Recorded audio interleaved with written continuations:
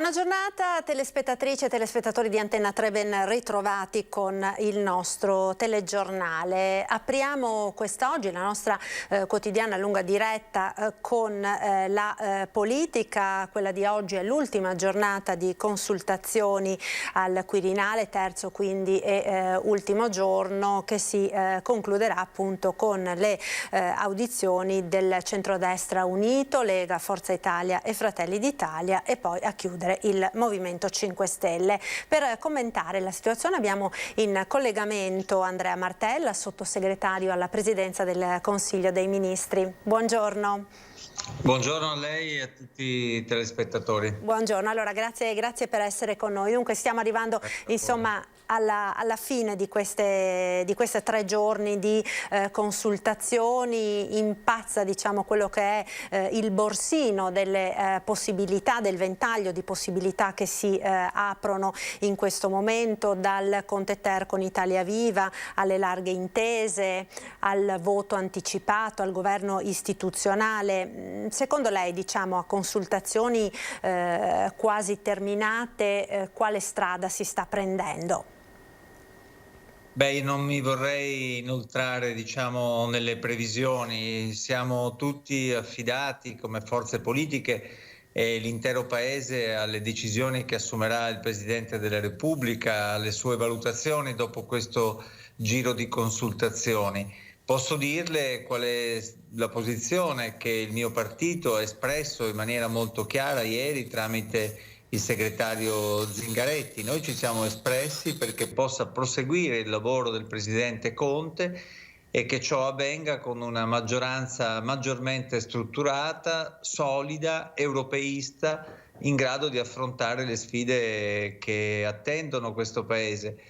Abbiamo anche dato un giudizio di questa crisi, non si sentiva proprio la necessità, chi l'ha provocata in maniera che noi abbiamo definito irresponsabile. Tuttavia adesso è necessario trovare la via di una ricomposizione, la via di un dialogo, di un confronto, perché credo che nemmeno i cittadini italiani ritengano utile questa crisi, e sono tutti che guardano con attenzione alle vere sfide che noi abbiamo di fronte: il piano per i vaccini, il sostegno economico e sociale alle attività produttive e l'utilizzo nel modo migliore possibile dei fondi europei per ricostruire il nostro Paese dopo questa pandemia. Ecco, questa è la nostra posizione e naturalmente però, come le dicevo all'inizio, attenderemo le decisioni delle Presidenze della Repubblica, la cui lungimiranza e saggezza sarà sempre prevalente a qualsiasi ragionamento.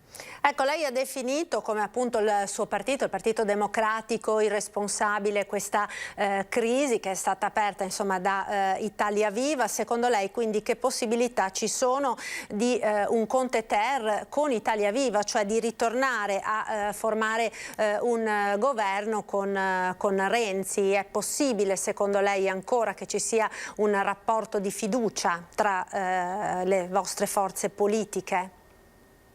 Come le dicevo prima, al seguito di questo primo giro di consultazione e eventualmente anche a seguito di un ulteriore momento di riflessione, se il Presidente della Repubblica dovesse deciderla, i partiti, tra cui il nostro e anche Italia Viva, dovranno dirsi se ci sono le condizioni per riprendere un dialogo a favore del Paese. Noi diamo un giudizio su quello che è successo, dopodiché non stiamo mettendo veti e siamo convinti che in nome della buona politica si possa anche ricostruire un quadro che determini il fatto che ci sia un governo forte ed autorevole. Quello che diciamo sicuramente è che se adesso operiamo una ricomposizione, superando per quanto ci riguarda i problemi che ci sono stati e i giudizi di responsabilità che abbiamo detto, non è che tra un mese possiamo ricominciare così. Ci vogliono garanzie da parte di tutti di affidabilità, serietà e di mettere al primo posto l'interesse dei cittadini. Ecco, la figura del Premier Conte è centrale, no, in tutta questa situazione. Ieri il segretario del PD Zingaretti ha detto insomma fiducia ad un governo con Conte Premier, ma in queste ore, in quel borsino di cui si parlava appunto all'inizio, sembra prendere quota anche più rispetto a ieri l'ipotesi di una alleanza ancora tra giallorossi, diciamo, ma con un premier diverso. Secondo lei ci potrebbe essere questa possibilità, qualora venisse affidato anche un incarico esplorativo, diciamo, ad una figura terza? Si è parlato di Fico. Beh, un incarico esplorativo però è una cosa diversa da un incarico per la formazione di un governo, è un incarico Certo. per verificare le condizioni per la formazione di un governo di cui eventualmente potrebbe essere incaricato qualcun altro. Guardi, noi abbiamo detto in maniera molto chiara su Conte nei giorni scorsi e anche ieri, Conte è il punto di equilibrio di questa coalizione. È stato il Premier che ha affrontato la situazione più difficile della nostra storia, almeno dal dopoguerra in poi, in questo periodo, e ha dato prova di essere riuscito a ricollocare il nostro paese anche in una dimensione europea, e in questo momento rappresenta un punto di equilibrio che noi abbiamo voluto ribadire, per cui vedremo nel passaggio delle prossime ore cosa diranno le altre forze politiche nelle consultazioni, cosa dirà il Presidente, cosa deciderà il Presidente della Repubblica. Per quanto ci riguarda non stiamo parlando di altri nomi, ma abbiamo ribadito con convinzione il nostro appoggio al Presidente Conte. Ecco, una cosa che sembra certa, onorevole Martello, è soprattutto che i cittadini chiedono a gran voce è quella di fare presto comunque, perché è una situazione che il Paese fatica a sopportare, questa incertezza sul governo, soprattutto in un momento così difficile come quello che stiamo attraversando. C'è grandissima insofferenza anche in tutto il mondo produttivo, delle aziende, delle imprese che sono state messe a dura prova dalle chiusure di questo periodo. Si attendono i ristori. Peraltro appunto è proprio di queste ore la notizia che nella nostra regione, il Veneto, l'associazione Veneto Imprese Unite ha annunciato delle manifestazioni, tutta una serie di manifestazioni di protesta che partiranno il 1° febbraio davanti alle sedi, diciamo, istituzionali dell'Agenzia delle Entrate, dell'INPS, per chiedere interventi immediati, certi e consistenti per sostenere il mondo di queste imprese che sono effettivamente in ginocchio in questo momento. Guardi, siamo tutti convinti che bisogna fare presto, anzi, come le dicevo prima, io l'avrei proprio evitata questa crisi di cui non c'era bisogno. E quindi le comprendo le preoccupazioni degli operatori economici. Se non ci fosse stata questa fase di incertezza politica avremmo avuto maggiori margini di intervento, anzi vorrei dire avremmo già fatto il decreto ristori, per il quale abbiamo già approvato, il Parlamento ha già approvato lo scostamento di 32 miliardi per favorire una serie di interventi a favore delle categorie economiche e produttive. Lo scostamento infatti ha alcune priorità, come il tema delle cartelle esattoriali, la cui proroga scade tra 2 giorni, e degli ammortizzatori sociali. E quindi l'obiettivo è quello di diluire in un periodo di tempo più lungo anche queste cartelle, per inviare per insomma evitare pressioni sui contribuenti. E poi c'è tutto il tema più complessivo dei ristori che riguardano gli ammortizzatori sociali, la cassa integrazione, le attività che hanno dovuto chiudere, che sono state penalizzate, insomma risorse che devono essere prodotte, inserite nel nostro sistema produttivo per fare in modo che le imprese possano essere sostenute e quindi poi possano riprendere le proprie attività. E accanto a questo ci sono le risorse per il rilancio vero e proprio, che sono quelle legate al Next Generation EU, e alle quali noi stiamo continuando a lavorare ancora in questi giorni, Mi auguro che questa crisi si possa ricomporre il prima possibile affinché ci sia un governo stabile, efficiente, in grado di dare delle risposte ai cittadini. Ecco, questo è quello che chiedono a gran voce anche i cittadini, qualsiasi sia poi la soluzione che verrà adottata, anche il ritorno alle elezioni, ma voglio dire, secondo lei il nostro Paese è in grado di sostenere ancora una situazione di questo tipo, magari con un addirittura ritorno alle urne? Guardi, io guardo i dati, gli studi, i sondaggi e vedo che per gran parte dei cittadini questa crisi è incomprensibile. Per gran parte dei cittadini bisogna fare presto e bisogna che ci sia un governo. E per una gran parte dei cittadini le elezioni in questo momento non sono l'obiettivo principale, perché è necessario prima avere un governo e non si deve perdere altro tempo. Però le voglio anche dire molto sinceramente che noi dobbiamo lavorare per una ricomposizione della situazione, ma per dare all'Italia un governo stabile. Se questa ricomposizione sarà possibile, noi non le auspichiamo, ma le elezioni sono sempre un ricorso democratico al popolo per l'espressione diretta della loro volontà. Credo che in questo momento non sia la preoccupazione principale dei cittadini, non sia in testa ai desideri dei cittadini. E però è evidente che piuttosto di uno stallo, di una paralisi, anche le elezioni sono un'istanza democratica che deve essere considerata. Certo, io la ringrazio, onorevole Martella, per essere stato con noi quest'oggi. Grazie mille, buon lavoro naturalmente. Grazie credo a voi. Avremo modo di risentirci prossimamente, insomma vedremo che cosa accadrà in queste ore così cruciali, esatto, per il nostro Paese. Buon lavoro, un saluto, grazie. Grazie. Allora, noi ora, prima della pubblicità, apriamo una parentesi sulla viabilità e sulla questione stradale appunto della nostra regione, perché andiamo a vedere con il prossimo servizio i lavori che sono in corso di realizzazione da parte di Veneto Strade in centro a Mestre, dove si sta appunto realizzando una fermata in centro proprio a Mestre del sistema ferroviario metropolitano regionale. Vediamo quindi il servizio.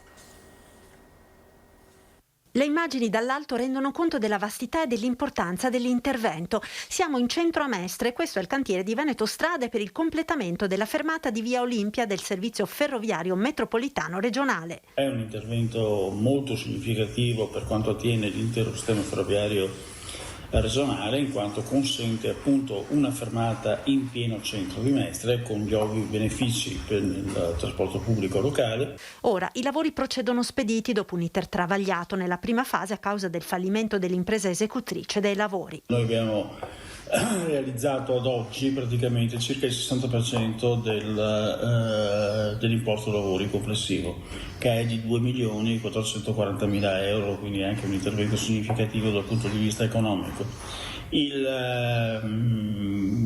Questi lavori sono il completamento del sottopasso, il completamento della realizzazione dei percorsi ciclopedonali fronte banchina e i lavori di rafforzamento del ponte ciclopedonale sul Marzenego e terminati anche i parcheggi scambiatori, che saranno estremamente utili. Ad oggi dunque lo stato di avanzamento dei lavori è intorno al 60%, il cantiere dovrebbe essere ultimato entro agosto 2021. Già a settembre si è aperta una prima parte significativa, in quanto consente già da adesso il collegamento tra due parti di Mestre praticamente separati attualmente dalla ferrovia e anche dalla tangenziale. E da questa sera alle 17 riaprirà a senso unico alternato anche la provinciale 422 dell'Alpago e del Cansiglio tra Borsoi e Tambre, che era stata chiusa appunto dopo la frana. Per garantire la sicurezza la circolazione sarà regolata da un impianto semaforico, la viabilità sarà aperta a tutti i mezzi di trasporto, anche quelli pesanti. La strada, lo ricorderete, era stata chiusa ai primi di dicembre a causa delle forti nevicate che avevano fatto poi staccare una frana che aveva messo in pericolo tutta la zona. Noi ora ci fermiamo per qualche istante di pubblicità, restate con noi perché lo vedo già in collegamento nel monitor, abbiamo il direttore generale dell'ULSS 4 del Veneto Orientale, Carlo Bramezza. Buongiorno direttore, allora pubblicità, ci vediamo tra pochissimo.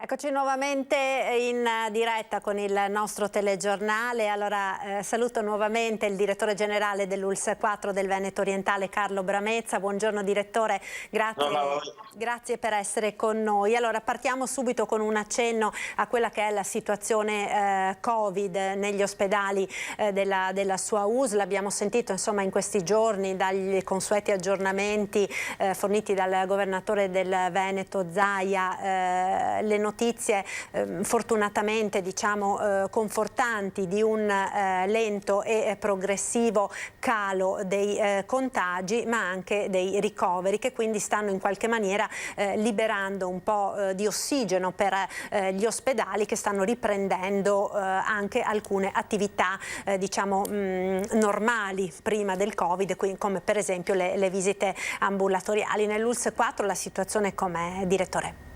Ma diciamo che la situazione è molto migliorata e ad oggi noi abbiamo ricoverati al Covid Hospital di Jesolo, che è una struttura con la quale noi abbiamo affrontato il Covid. Abbiamo 33 persone in malattie infettive, 2 in semi-intensiva e solo 4 in terapia intensiva, quando eravamo abituati fino a poche settimane fa ad avere 15-16 persone solo in terapia intensiva.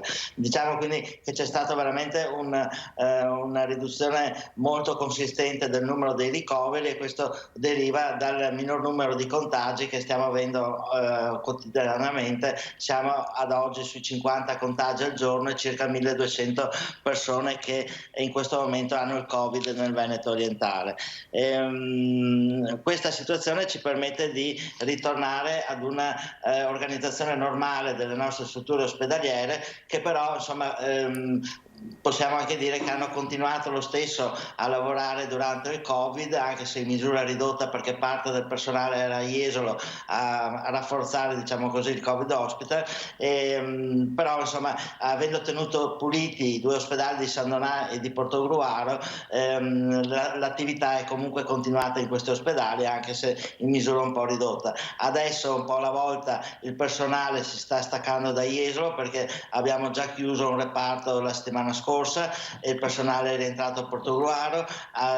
Oggi chiudiamo un'altra sezione del Covid Hospital e anche qui il personale veniva da Portogruaro e ritorna a Portogruaro, e anche il minor numero di persone in terapia intensiva a Jesolo ci permette di aumentare le sedute operatorie sia a Portogruaro che a San Donà. Quindi la situazione sta riprendendo diciamo così molto bene, anche a livello di specialistica.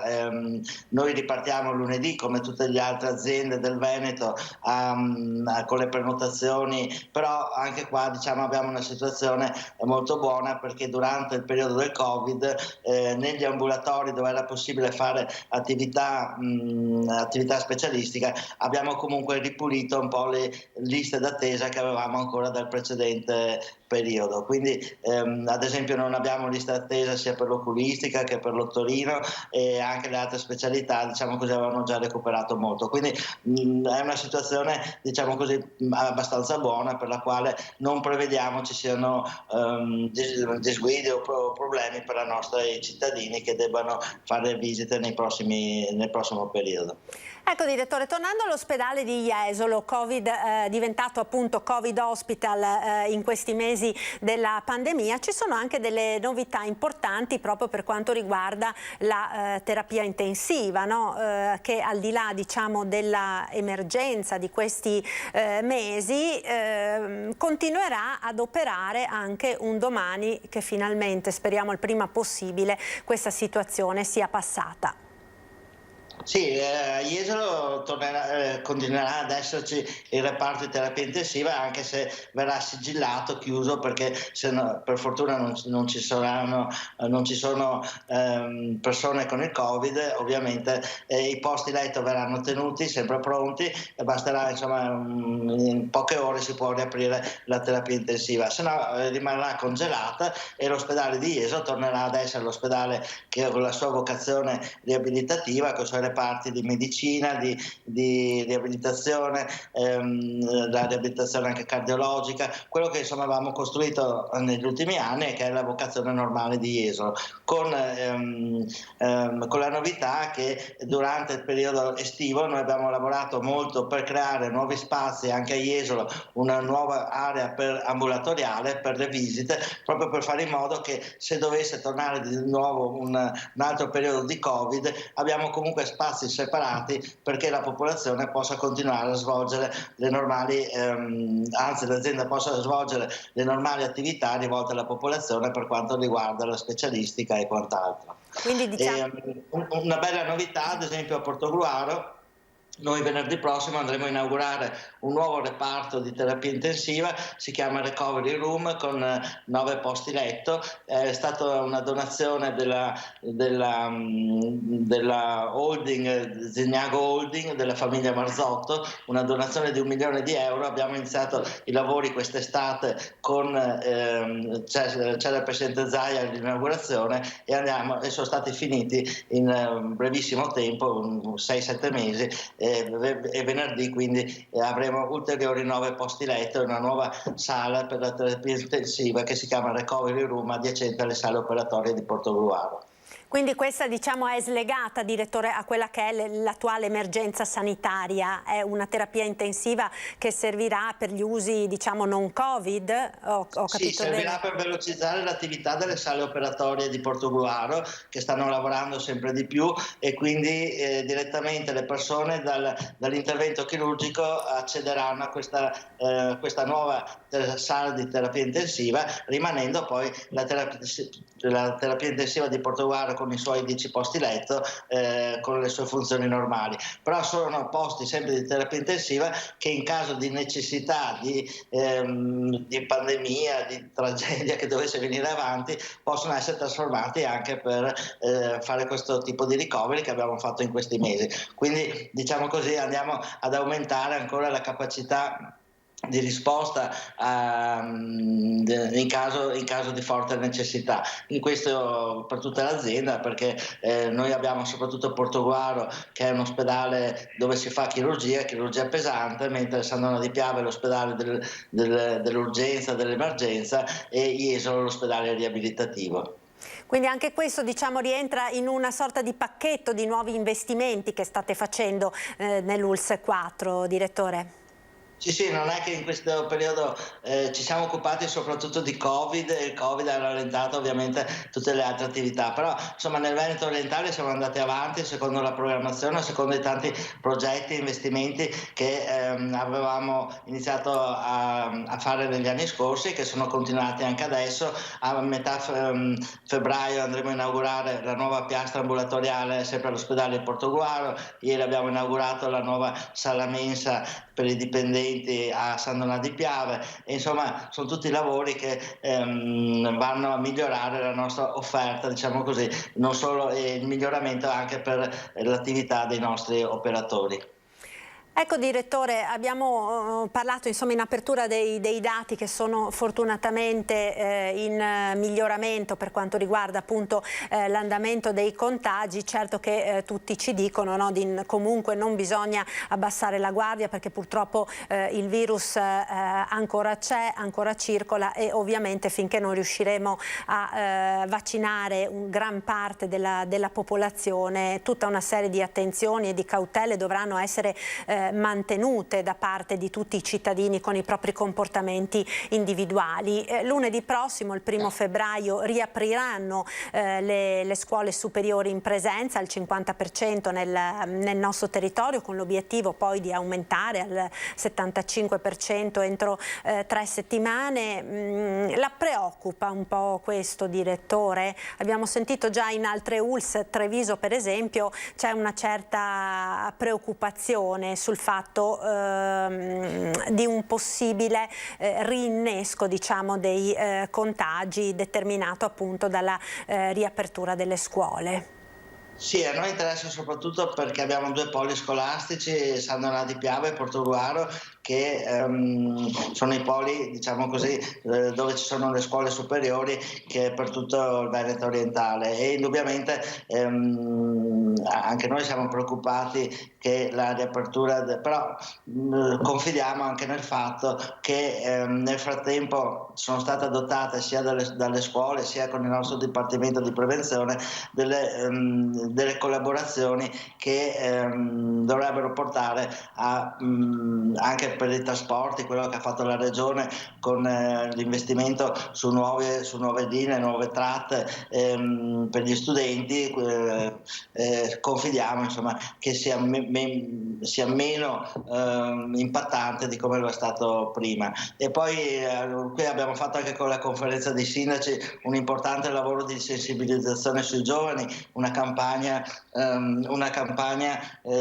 Conta su di me, che è stata fatta dai giovani con questa mascherina di responsabilizzazione delle loro attività. Se riesco a farvela vedere, insomma, sta girando per tutto il Veneto orientale, i ragazzi usano questa mascherina e hanno capito che solo diciamo così, con la responsabilità si riuscirà a passare questo periodo. Il nostro obiettivo è arrivare all'estate, che sia un'estate migliore ancora di quella dell'anno scorso, dove comunque con il lavoro che abbiamo fatto con gli albergatori, con le associazioni, con i comuni del litorale, abbiamo permesso ad una stagione estiva che, anche se è iniziata un po' in ritardo, poi ha permesso poi di recuperare nei mesi di settembre. È stato un bel settembre, insomma.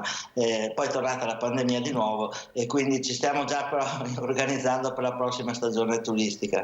Sperando insomma che finalmente si possa vedere un po' la luce. Direttore, un'ultima domanda flash, siamo in attesa tra pochissimo del punto stampa del Presidente Zaia.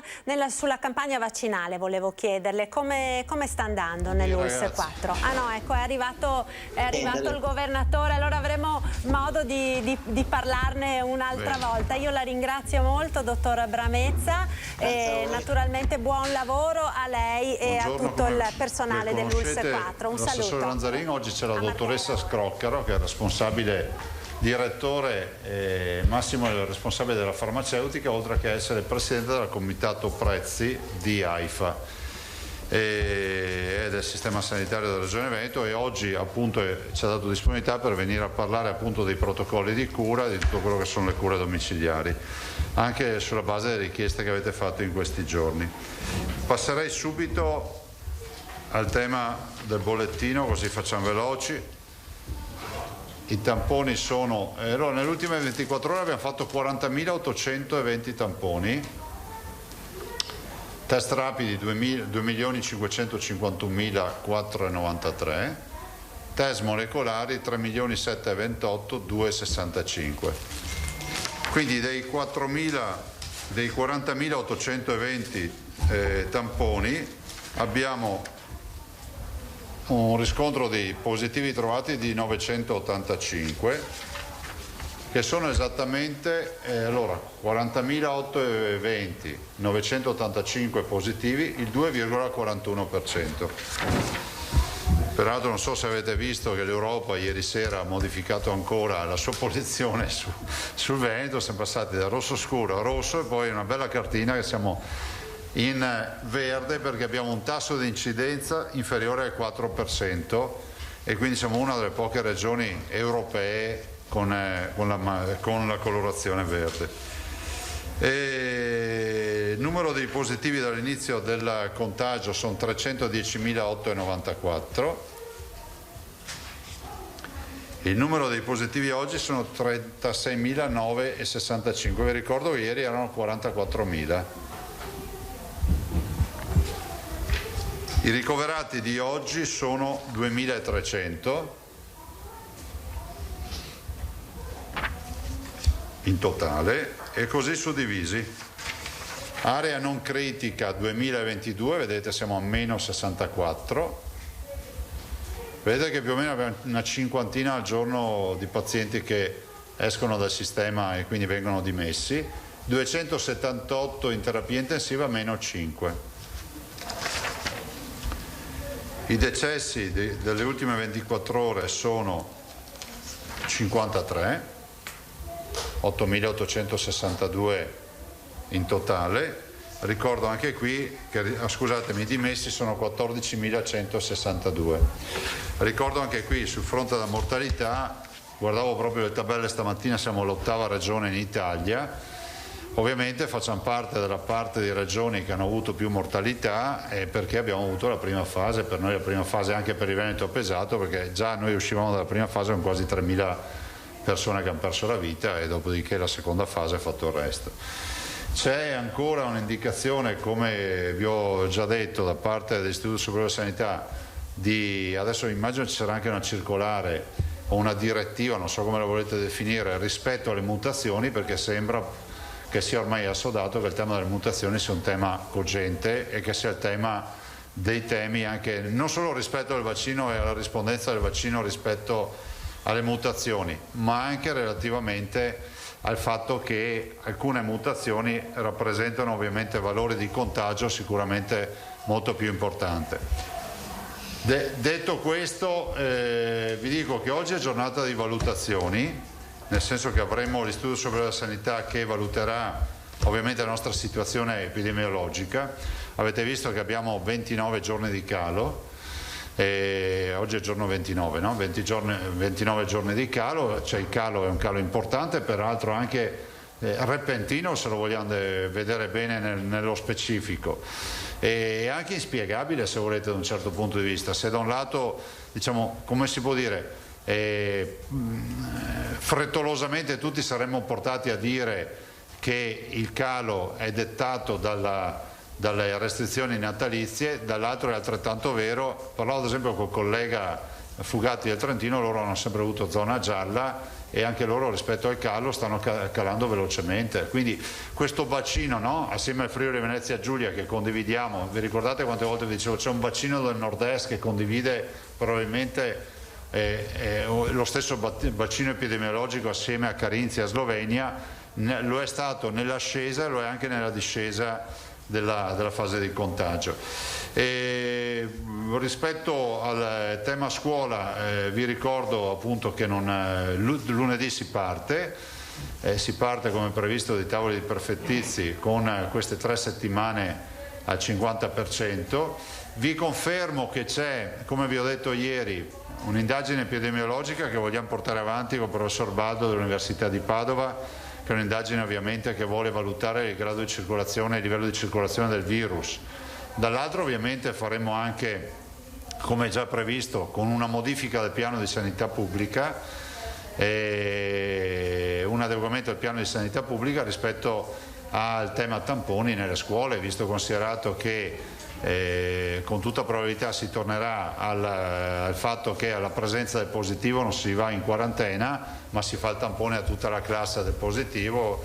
E, insomma, è un piano che si adegua alla percentuale di incidenza del virus e quindi con le modalità, cioè, se tu hai tanto virus è ovvio che mandi in quarantena tutti, se ne hai poco sai che la possibilità di trovare virus è bassa e quindi punti sul fatto che tutti restino a scuola. È un po' come il pooling nei tamponi, no? nella PCR, nel molecolare, no? Si diceva quando il virus è poco, tradotta in soldoni, quando l'incidenza è bassa, c'è poco virus, metti assieme più tamponi e fai l'analisi con una provetta solo. Quando il virus circola molto è inevitabile che devi fare ogni provetta un tampone, perché sennò altrimenti non ne vieni più fuori.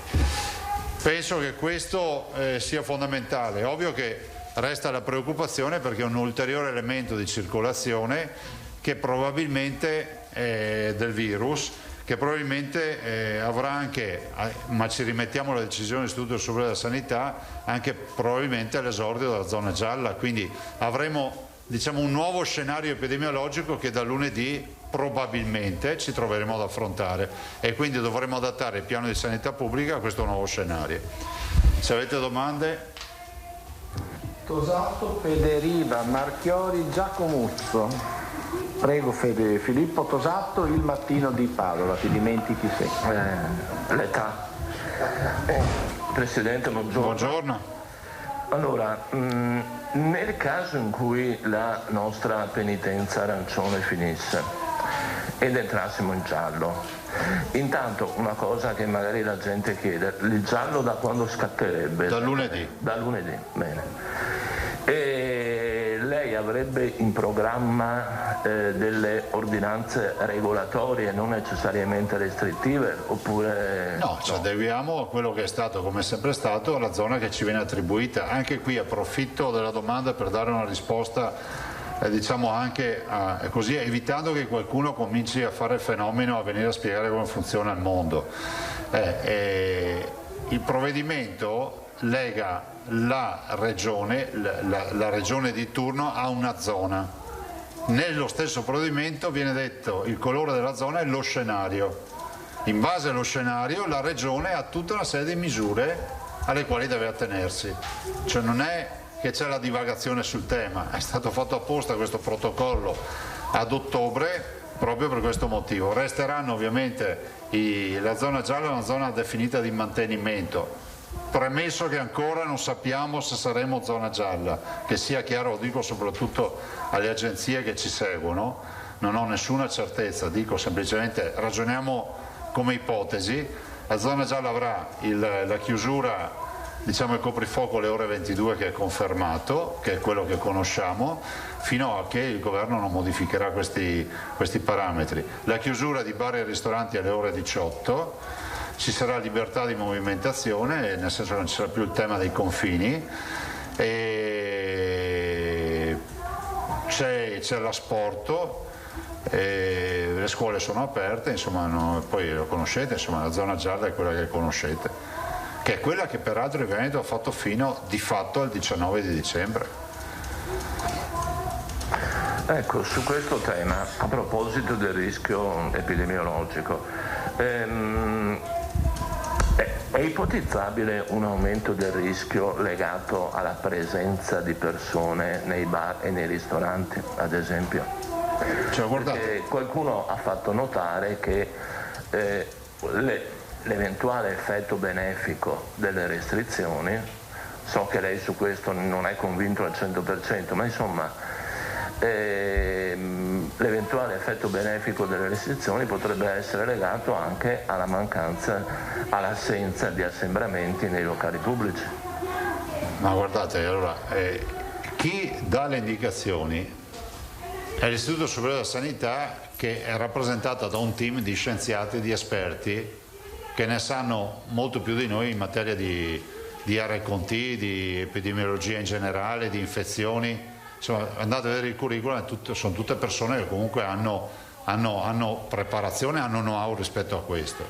Allora non è che possiamo dire, cioè fare l'analisi adesso, diciamo apriamo la palestra, aumenta, non aumenta, apriamo il bar, cioè guardate, ragioniamo per estremi, se ci chiudiamo tutti in casa il virus circola di meno, se usciamo di casa con tutte le gradualità del tema, del contesto, abbiamo comunque ogni volta un aumento di circolazione e quindi di possibilità di infezione. Il vero tema è che dobbiamo combinare l'apertura con l'incidenza, cioè più virus c'è, più veloce è il contagio, meno virus c'è, meno possibilità c'è di contagio, tutto qua.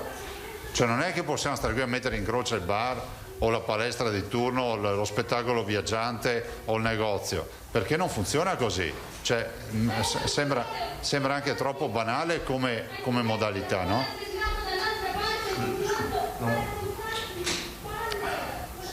Prego. No, non sentivo. Posso chiedere un'ultima cosa? Poi avevo delle domande per l'assessore Lanzarin, ma magari nella tornata successiva. Il tema dei ristori. Continuano ad arrivare segnalazioni di persone che chiedono di volta in volta la possibilità di riaprire e tornare al lavoro. Come lei ben sa, si tratta di persone che da mesi sono chiuse, gente che non lavora, cassa integrazione. In particolare arrivano richieste ad esempio dal mondo del fitness che dice: noi da mesi siamo chiusi, non abbiamo visto neanche un euro. Il tema è sempre in agenda nei vostri colloqui con i rappresentanti del governo? Assolutamente sì, ne parliamo anche molto, nel senso che quando si sono gli incontri, questo è uno degli aspetti che il sottoscritto e i colleghi sottolineano spesso, che è quello del tema dei ristori di alcuni comparti, penso al tema del fitness, dell'intrattenimento, degli spettacoli viaggianti, sono di tutta una serie di settori. Pensate anche, non so, tutti coloro che fanno personal trainer, che non hanno riconoscimenti o altro. E questo è uno dei vulnus della partita dei ristori, questo poco ma sicuro. Se ne parla, però ripeto, la partita dei ristori è una partita nazionale, cioè noi più che non applicare tasse, fin lì arriviamo. Abbiamo chiesto la rimodulazione dei fondi comunitari, che abbiamo fatto. Abbiamo cercato di dare degli aiuti, fra l'altro per il tramite delle Camere di Commercio, che adesso verranno erogati. E sono quanti milioni di euro sono? 10, boh.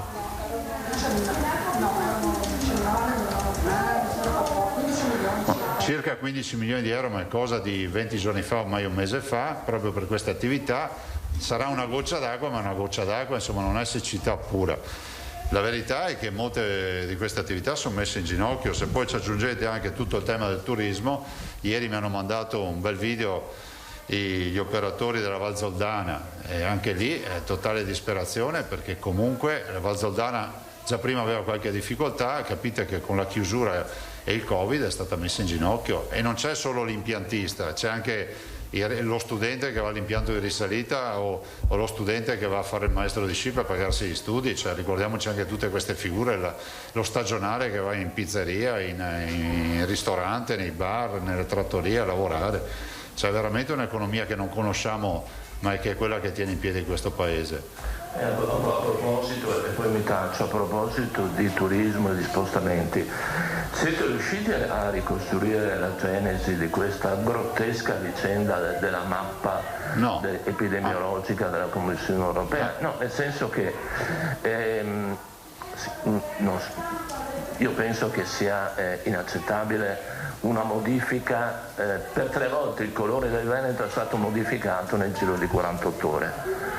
E lei citava un danno d'immagine. Se c'è stato un danno d'immagine, i danni forse vanno anche contestati. Ma guardate, noi dobbiamo acquisire, come si fa di solito, dobbiamo acquisire i documenti, quindi tutti i provvedimenti, perché siamo passati da una classificazione abbastanza, diciamo, spannometrica, maccheronica della zona rosso scuro, no? Come è stata definita, e quella basata peraltro su parametri oltre che non condivisibili e anche vecchi. E dopodiché c'è stata una revisione ieri in serata, nel pomeriggio più che in serata, nel pomeriggio ad una zona non più rosso scura, e poi ieri sera è uscita questa nuova mappa che parla di incidenza, e dove noi siamo tra le poche realtà a livello, direi, europeo che hanno la colorazione verde. Penso che siamo pochissime aree, forse 4 o 5 aree in tutta Europa.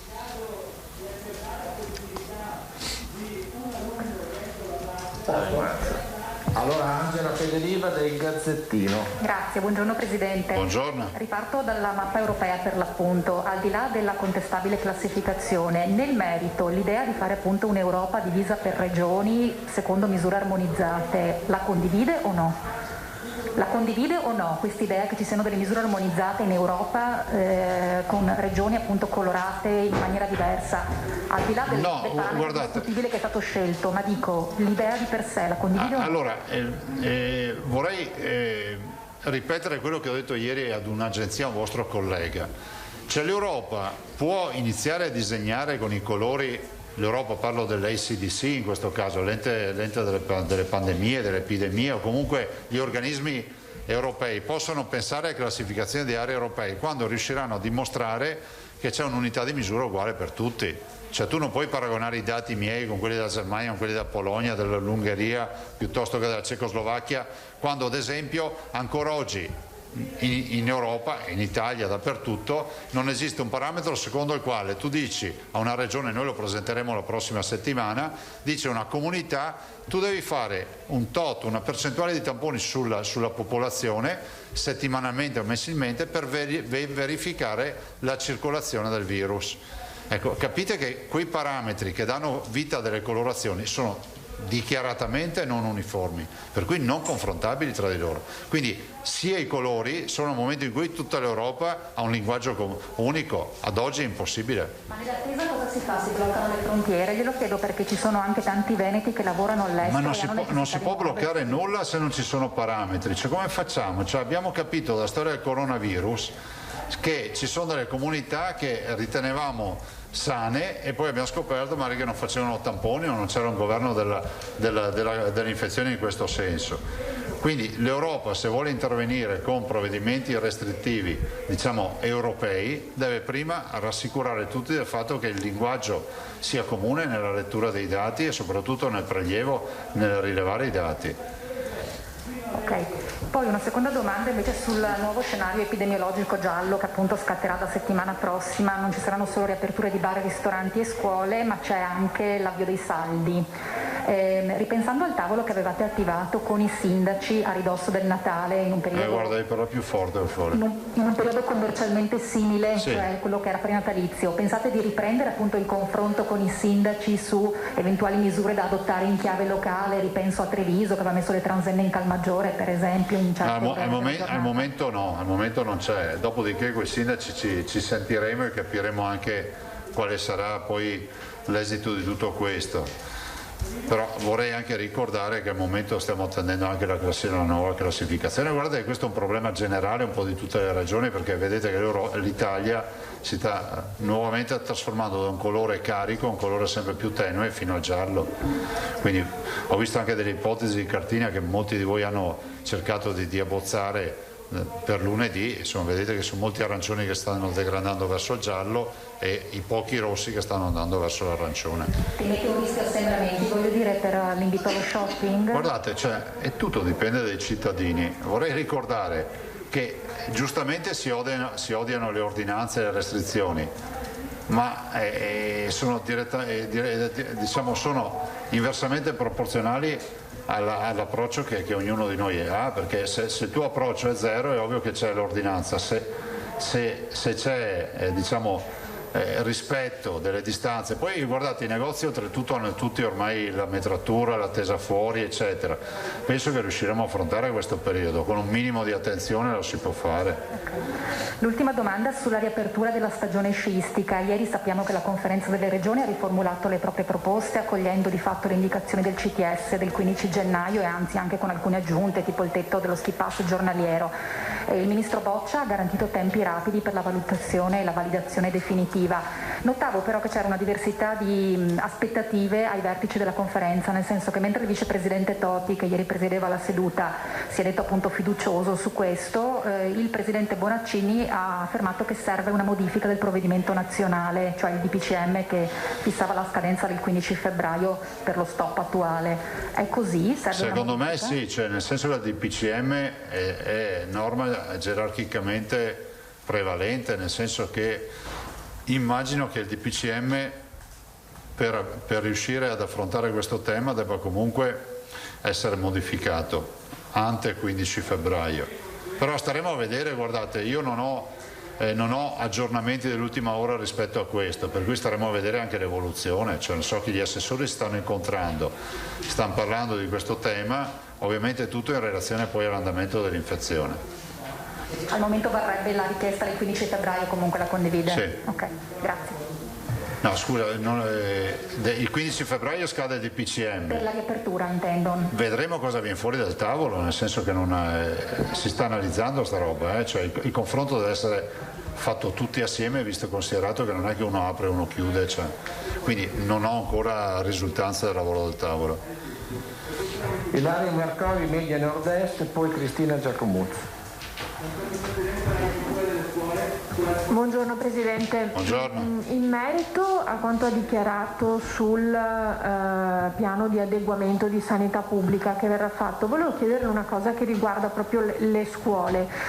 Dal momento che ora, siccome ci sono arrivate tantissime telefonate, richieste di genitori che hanno figli a scuola sulla questione del figlio positivo e che poi tutta la classe va in quarantena senza fare il tampone, tornando poi in classe dopo 10 giorni, eccetera, c'è molta preoccupazione in tal senso, perché sono in molti a dire: se noi abbiamo a casa un figlio che non è il caso positivo ma che è in quarantena a causa del caso positivo, mi passi la ripetizione, come facciamo a sapere che in realtà non è un positivo sintomatico, che quindi prendiamo anche noi il virus, eccetera, quindi poi andiamo in giro a nostra volta, lo possiamo passare, eccetera. Sì. Nel piano è previsto anche un cambiamento in tal senso oppure no? Sì, l'ho detto prima, nel senso che la dottoressa Russo sta lavorando su questo fronte assieme all'assessore Lanzarin rispetto a questo, nel senso che avendo oggi una bassa circolazione del virus, a differenza di poco fa, di qualche settimana fa, ecco, avendo oggi una bassa circolazione del virus, cosa accade? Accade che si possono attuare modelli di sanità pubblica che sono diversi da quelli di prima. L'abbiamo annunciato in tempi non sospetti, quindi l'idea è quella di tornare dentro alle scuole con i tamponi. Considerate che poi ci sono genitori che non vogliono far fare i tamponi ai figli. Considerate che il panorama è molto variegato rispetto a questo. Certo, più o meno le tempistiche quali potrebbero essere? La prossima settimana, nel senso che penso che la dottoressa Russo porti... Guardate, questi sono provvedimenti che sono di competenza dei dirigenti, cioè della prevenzione, non è che li facciamo noi. Da quello che ci ha annunciato ci sarà un adeguamento del piano di sanità pubblica che andrà nel comitato tecnico scientifico e se verrà approvato verrà applicato come al solito. Ecco. Non riguarda noi nell'approvazione questo tema. Ecco, poi Presidente, cambiando argomento, tornando un attimo sulla questione dei vaccini, ieri la dottoressa Russo è stata molto precisa nel darci tutte le fasi, sì, dicendo che dal 15 febbraio si parte con classe 1941, poi giù a scendere. Ci sono arrivate tantissime telefonate nel corso della giornata in tutte le nostre redazioni di molti anziani preoccupati, parliamo di novantenni, ultra novantenni, perché hanno paura di arrivare troppo in là, di andare alla fine di questa fascia, e si chiedevano perché invece non sono in realtà i primi. Lo so, ieri ne abbiamo parlato, l'abbiamo spiegato, però c'è molta confusione da parte loro, quindi se potessimo rispiegare, rivolgerci proprio a loro per spiegargli meglio sarebbe... Ma guardate, allora, tutto è strettamente legato alla disponibilità di vaccini, questo mi sembra logico, no? Noi abbiamo una capacità vaccinale che è importante, perché la macchina vaccinale del Veneto è una macchina collaudata che ha dimostrato, pensate anche con l'antinfluenzale, abbiamo fatto quasi 1.400.000 vaccini in un paio di mesi, grazie alla macchina della Regione Veneto, ai medici di base, insomma tutti coloro che hanno lavorato. Con questo vaccino noi adesso abbiamo di certezza una cosa solo, circa 50.000 dosi a settimana di Pfizer, e poi abbiamo le famose 6-7.000 dosi di Moderna. Adesso abbiamo avuto una settimana 7.800, un'altra settimana 5.600, ecco, questo abbiamo. Con questo riusciamo a chiudere alla volta della prima settimana di febbraio il giro della prima popolazione target, che erano le case di riposo e gli ospedali, 185.000 persone. A ieri sera avevamo già vaccinato 150.000 persone, delle quali 39.000 già con la seconda dose. A questo punto, da metà febbraio si inizia con gli over 80, quindi si va dall'80° anno in su a vaccinare, dalla classe 41 per capirci. Dopodiché, finita tutta, che sono 400.000, quanti sono? 350.000 dagli 80 anni in su. Fatti 350.000, si va a scalare per età, scendendo almeno al primo obiettivo che abbiamo, che è quello di 70 anni. Sapete che Israele ha riportato la sua esperienza nella vaccinazione degli ultra 65 anni, mi sembra, e ha avuto un drastico crollo ovviamente dei ricoveri. Considerate che noi Israele ha 49 vaccinati ogni 100.000 abitanti, ce ne ha fatti di vaccini, ha iniziato prima di noi, molto prima di noi siamo, se non ricordo male, in questo momento a 16 vaccinati ogni 100.000 abitanti, se non ricordo male il dato. Grazie. Prego. Cristina Giacomuzzo, il Giornale di Vicenza. Sì, Presidente, buongiorno intanto. Buongiorno. Aveva fatto all'inizio un passaggio sull'Istituto Superiore di Sanità e sull'importanza che darà alle mutazioni, ma è in arrivo Sì. Il tema delle mutazioni.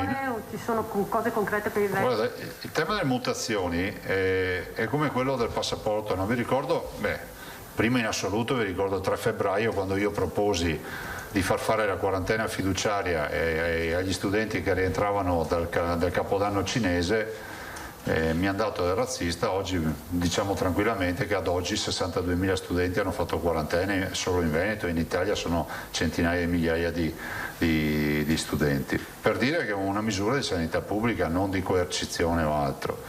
Detto questo, l'altro tema l'abbiamo visto col passaporto. Ho iniziato a parlare del passaporto vaccinale, sembrava fosse un'eresia, del passaporto sanitario adesso è diventato realtà, e infine abbiamo il tema, scusa. No, ripetimi l'ultimo passaggio che mi avevi fatto sulla domanda. Prego. Sì, sulle varianti, ecco, non mi veniva la parola. Abbiamo il tema delle varianti, ne abbiamo parlato per primi. Vi ricordate che hanno detto che era tutta un'invenzione, una giustificazione, un alibi e tutte ste menate qua. Adesso ormai la letteratura scientifica conferma che le varianti danno curve di infezione diverse, e ormai è assodato che la variante inglese è una variante ad alta contagiosità. Questo ormai lo dice tutta la letteratura scientifica. Per questo motivo l'Istituto Superiore della Sanità guarda con attenzione il tema delle varianti e chiede comunque, mi diceva la dottoressa Russo che dovrebbe esserci una circolare, penso è uscita o starà uscendo, circa il fatto che si vadano a censire queste varianti con modelli di sequenziazione e quindi si vada sempre più nello specifico a verificare e a monitorare le mutazioni che ci sono in un territorio. Ok, però sono cose che già il Veneto sta facendo con l'Istituto. Ma noi stiamo facendo preventivamente senza che nessuno ce lo dicesse, però adesso evidentemente diventerà una roba strutturale dove tu, oltre a monitorare l'R-Conti o altre robe, avrai anche il tuo elenco delle varianti. Fra l'altro avremo anche delle novità, spero a breve, rispetto appunto alle due varianti venete, perché comunque stiamo sequenziando e si stanno vedendo delle cose. E ha notizie per caso su quella brasiliana che è stata trovata a Varese? Qui al momento non risultano ancora casi. No. Una precisazione poi, Presidente, Prego. scusi, per quanto riguarda l'attivazione dell'area del prossimo scenario, se dovessimo cambiare, entra in vigore domenica o lunedì? Da lunedì. Da lunedì. Da quello che ho capito io, da lunedì, perché eventualmente. Era da lunedì. Sì, perché vedo che le misure comunque entrano sempre in vigore dalle 24 di domenica. Ah, ok, grazie. Prigioni, Antonella. Buongiorno Presidente, buongiorno a tutti. Buongiorno. 7 gol del Telepadova. Alla luce della classificazione, il nostro quadro epidemiologico è da giallo puro oppure, perché io faccio riferimento un po' al giallo plus che è un po' quel... Il nostro quadro epidemiologico è sostanzialmente, non è un liberi tutti, ma non lo è in generale, perché guardate, al di là della singola regione, pensate che in giallo ce ne sono tanti, adesso c'è il Trentino, e adesso vedremo di capire il Friuli Venezia Giulia, e ci sono altre regioni, però il vero tema è questo: come si possa pensare che sia finita quando vediamo che la Germania, ve lo dicevo, è ancora in lockdown e non ne viene fuori, la Gran Bretagna è arrivata a 100.000 morti e non ne viene fuori, è ancora in lockdown, la Francia ha annunciato 24 ore fa un lockdown pesante nuovamente per la Francia. Anche lì la Francia, quante volte ci avete detto ma in Francia tengono le scuole aperte, non hanno problemi? Sì, se finì in lockdown, però, cioè nel senso che noi stiamo cercando di gestire questo percorso assieme ai cittadini per andarne fuori, quindi pensare che il Veneto, l'Italia, possa essere un'isola felice in Europa, che se la guardate bene quei dati, andate a vedere i siti, è tutta un'Europa in crescita, soprattutto in virtù della variante inglese, continuano a confermare gli epidemiologi, è sbagliato. Quindi noi speriamo di riuscire a contenere il contagio, speriamo di riuscire a contenerlo, perché da qui prossime settimane, i prossimi mesi non sarà facile. Grazie. A questo punto il primo giro col Presidente è terminato. Sì, allora io vorrei, prima di cedere la parola alla dottoressa Scrocchero, vorrei intanto ringraziarla perché è qui. Abbiamo la fortuna di avere la massima responsabile di quello che sono poi le cure farmacologiche sia a livello regionale che come referente e responsabile presidente del comitato prezzi di AIFA. Conosce tutte le novità, sa anche della costruzione del protocollo e oggi vi parlerà anche di come nascono i protocolli di cura. Ed è giusto che lo dica un tecnico, perché non è la politica che decide se dare l'aspirina o dare un antibiotico, cioè noi vediamo i protocolli ed è la massima esperta, e penso che questo sia, come si può dire, un privilegio anche per i veneti sentirlo dire e parlare direttamente da una persona che vive in mezzo ai farmaci e si occupa di farmaci, quindi avete anche la possibilità di fare domande e quindi io le cedo la parola. Prego, è anche il posto. Grazie. Grazie Presidente. No, si può qui. Buon lavoro, arrivederci. Grazie. Buongiorno a tutti. Prego, dottoressa. Allora, buongiorno. Come ha anticipato il Presidente, conviene spendere 2 parole per capire come si costruiscono i protocolli farmacologici che possono essere fatti dalle regioni o dall'agenzia regolatoria. Si basano su prove certe, quindi per poter scrivere in un protocollo che si deve somministrare un farmaco piuttosto che un altro e in quale fase, è necessario avere delle prove certe, degli studi condotti bene anche, che dimostrano che c'è efficacia e c'è una dimostrazione dell'efficacia di questi farmaci. Quindi noi, avendo comunque cercato di mettere a disposizione dei nostri medici di medicina generale delle USCA un protocollo per aiutarli a trattare con i farmaci i pazienti che sono in cura a casa, che ad oggi sono circa 1900, ne abbiamo 1800 seguiti a casa, un centinaio nelle case di riposo e altri in altre strutture. Ci siamo basati innanzitutto su quelli che erano le regole e i protocolli che l'AIFA aveva fatto. Quindi siamo partiti dai protocolli dell'Agenzia Italiana del Farmaco, che aveva indicato i farmaci di comprovata efficacia. Abbiamo poi dato uno sguardo anche alle linee guida internazionali, all'OMS, e siamo usciti quindi con alcune informazioni che prendono in considerazione alcune categorie che hanno dimostrato di essere efficaci. Voi sapete che da quando c'è stato il Covid sono usciti tanti farmaci, no? Di cui si parlava, prima serve poi non serve, e questo è tipico perché l'esperienza personale non è sufficiente per dire che un farmaco è efficace, perché a fronte di un'esperienza personale che dice io ho usato questo farmaco e i miei pazienti sono guariti, ce ne sono altrettanti che dicono io non ho usato questo farmaco e però i miei pazienti sono guariti lo stesso. Quindi i capisaldi del nostro protocollo sono l'utilizzo nel paziente che ha pochi sintomi e che è ricoverato e che è a casa, intanto di antinfiammatori. Cosa abbiamo detto? L'AIFA diceva aspirina o altri antinfiammatori e noi abbiamo, l'AIFA diceva tachipirina, e altri antinfiammatori. Noi abbiamo detto, anche noi ci siamo adeguati a questo, so che su questo aspetto sono usciti poi altri lavori, altri suggerimenti che individuano degli specifici antinfiammatori, dicono questi, i famosi COX-2 inibitori, potrebbero funzionare di più. Noi possiamo solo dire che prove grosse, importanti, solide non ce ne sono, ci sono però degli studi incoraggianti e potrebbero essere indicati questi in alternativa agli altri, ma i medici sapranno poi scegliere in base anche alle caratteristiche del paziente, perché bisogna sempre tener conto che questi sono farmaci che hanno un certo profilo di tossicità e quindi il medico sceglie bene in quali darli e in quali no. Quindi tutta la partita degli antinfiammatori. Il cortisone, anche di questo si è parlato molto, cortisone sì o cortisone no. Gli studi dicono che serve, molto utile quando siamo in uno stato più compromesso, quando il paziente comincia ad avere difficoltà di ossigenazione, quindi abbinato all'ossigenoterapia, e noi ci siamo attenuti a questo. Però abbiamo anche scritto che non esistono delle evidenze forti per somministrare il cortisone in un paziente meno grave, però non l'abbiamo nemmeno vietato. Quindi sarà il medico, che eventualmente potrà decidere, se ritiene che il paziente possa beneficiare, di trattare con cortisone. Abbiamo dato poi l'indicazione di utilizzare l'eparine a basso peso molecolare quando il paziente è a casa, non si muove, è immobilizzato, per prevenire la trombosi. Abbiamo dato la forte indicazione, che è la più importante, di utilizzare l'ossigenoterapia, utilizzando l'ossigenoterapia domiciliare, quindi quando il paziente comincia ad avere problemi di saturazione, e abbiamo dato anche delle indicazioni sull'utilizzo degli antibiotici.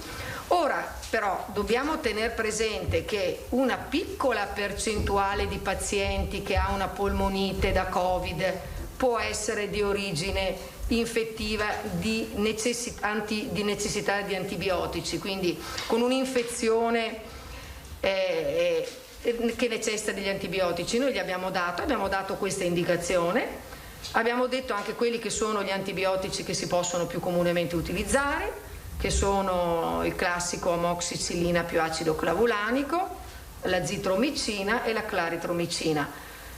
Queste sono state le indicazioni, poi abbiamo dato anche delle altre indicazioni. Rispetto alla idrossiclorochina, che aveva fatto tanto discutere, serve o non serve, abbiamo fatto una precisazione, abbiamo detto che non è indicata nelle linee guida e nelle raccomandazioni, perché sono più gli studi a sfavore che quelli a favore, ma poiché esiste la possibilità per i medici di utilizzare anche un farmaco al di fuori delle indicazioni autorizzate, perché non ha questa autorizzazione AIFA l'idrossiclorochina per il Covid, abbiamo detto che esiste la possibilità, dopo aver spiegato bene al paziente che non è autorizzata AIFA e aver acquisito il consenso informato, di prescriverla.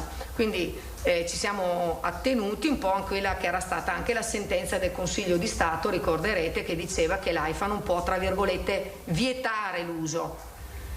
È bene distinguere sempre tra ciò che è raccomandare e ciò che è non vietare. Per raccomandare un protocollo devono esserci delle evidenze scientifiche molto solide. Non si può raccomandare ai nostri medici di utilizzare i farmaci se non ci sono delle raccomandazioni, delle evidenze solide. Recentemente abbiamo visto altri documenti, un protocollo della Società Italiana di Medicina Generale, quindi una grande associazione di medici di medicina generale, la SIMG, che ha pubblicato il loro protocollo, che è molto in linea con quello che ha fatto la Regione del Veneto, quindi conferma che abbiamo utilizzato le stesse fonti dati. Ci sono poi anche delle altre esperienze. C'è un'esperienza di un protocollo che è stato redatto da un gruppo veronese di medici di medicina generale, questa volta della FIMG, con infettivologi ed altri esperti, che ha magari un'apertura maggiore, quindi concede un utilizzo del cortisone un po' prima, o indica di utilizzare gli antibiotici anche quando non c'è la certezza di un'infezione batterica, ma quando c'è un sospetto. Però non si scostano molto da quelli che sono quello che è il protocollo della Regione del Veneto. Quindi anche guardando la letteratura più recente noi possiamo dire che il nostro protocollo è basato su solide basi scientifiche e non necessita, almeno in questo momento, di essere aggiornato, non ci sono altri dati.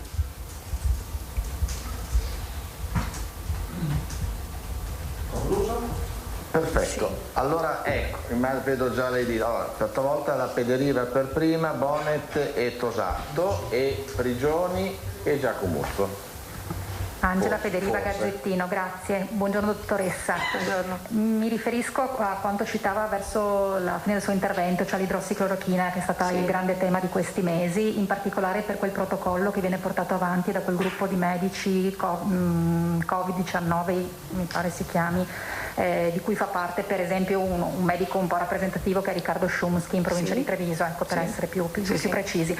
Al di là della polemica che sta tenendo banco in queste settimane anche nei confronti dell'azienda sanitaria ULS 2 Marca Trevigiana e questo medico e i suoi colleghi, appunto, volevamo capire la vostra valutazione su quel tuo specifico testo e avere conferma del fatto che comunque, come lei diceva, mi pare di capire, un medico in scienza e coscienza può comunque somministrare dei farmaci se non sono appunto anche raccomandati, purché abbiano provato effetto nel suo caso specifico, però la dico male e chiedo a lei di dirla molto meglio. Allora, grazie per la domanda. Riprendo il discorso. L'assessore è stato, proprio perché noi ascoltiamo tutti e guardiamo tutti, abbiamo chiesto al medico Zuschi di consegnarci il suo protocollo. L'abbiamo esaminato, abbiamo quindi fatto circolare questo protocollo ai nostri esperti di riferimento, gli infettivologi, pneumologi principalmente, ma anche medici di medicina generale. Il protocollo in questione consiglia tutta una serie di farmaci, però non c'è un riferimento bibliografico che dica su quali basi loro consigliano quei farmaci. È un protocollo abbastanza aggressivo perché inizia anche in pazienti che hanno pochi sintomi con tutta la gamma di farmaci che io prima vi ho detto e con altri anche, ma senza avere una gravità del caso. Cito solo l'eparine a basso peso molecolare. Il protocollo dice che il paziente va trattato con eparine a basso peso molecolare. Questo farmaco è un farmaco che serve per prevenire la trombosi, ma si utilizza quando il paziente è immobilizzato, avrete esperienza anche voi, no? Dopo seguito di un intervento chirurgico, allettato, per prevenire la trombosi. Ora, consigliare tout court un farmaco così, se il paziente si muove autonomamente pur all'interno del suo domicilio, se è un paziente positivo, è sicuramente un atteggiamento che non è dimostrato da alcuno studio. Rispetto all'idrossiclorochina, il medico consiglia l'utilizzo, precisa che è un utilizzo off-label. Allora preciso meglio cosa vuol dire. La legge dice che se esistono delle evidenze scientifiche, quindi bisogna partire da lì però, se esistono delle evidenze scientifiche, degli studi pubblicati che dicono che un farmaco funziona, ma quel farmaco non è ancora in commercio, non è stato ancora, magari non ha ricevuto quell'indicazione, il medico può utilizzarlo spiegando bene al paziente che non è in commercio, che non è autorizzato dall'autorità italiana e che previo firma del consenso potrà somministrarglielo. Quindi direi che però c'è sempre un se esistono solide evidenze scientifiche.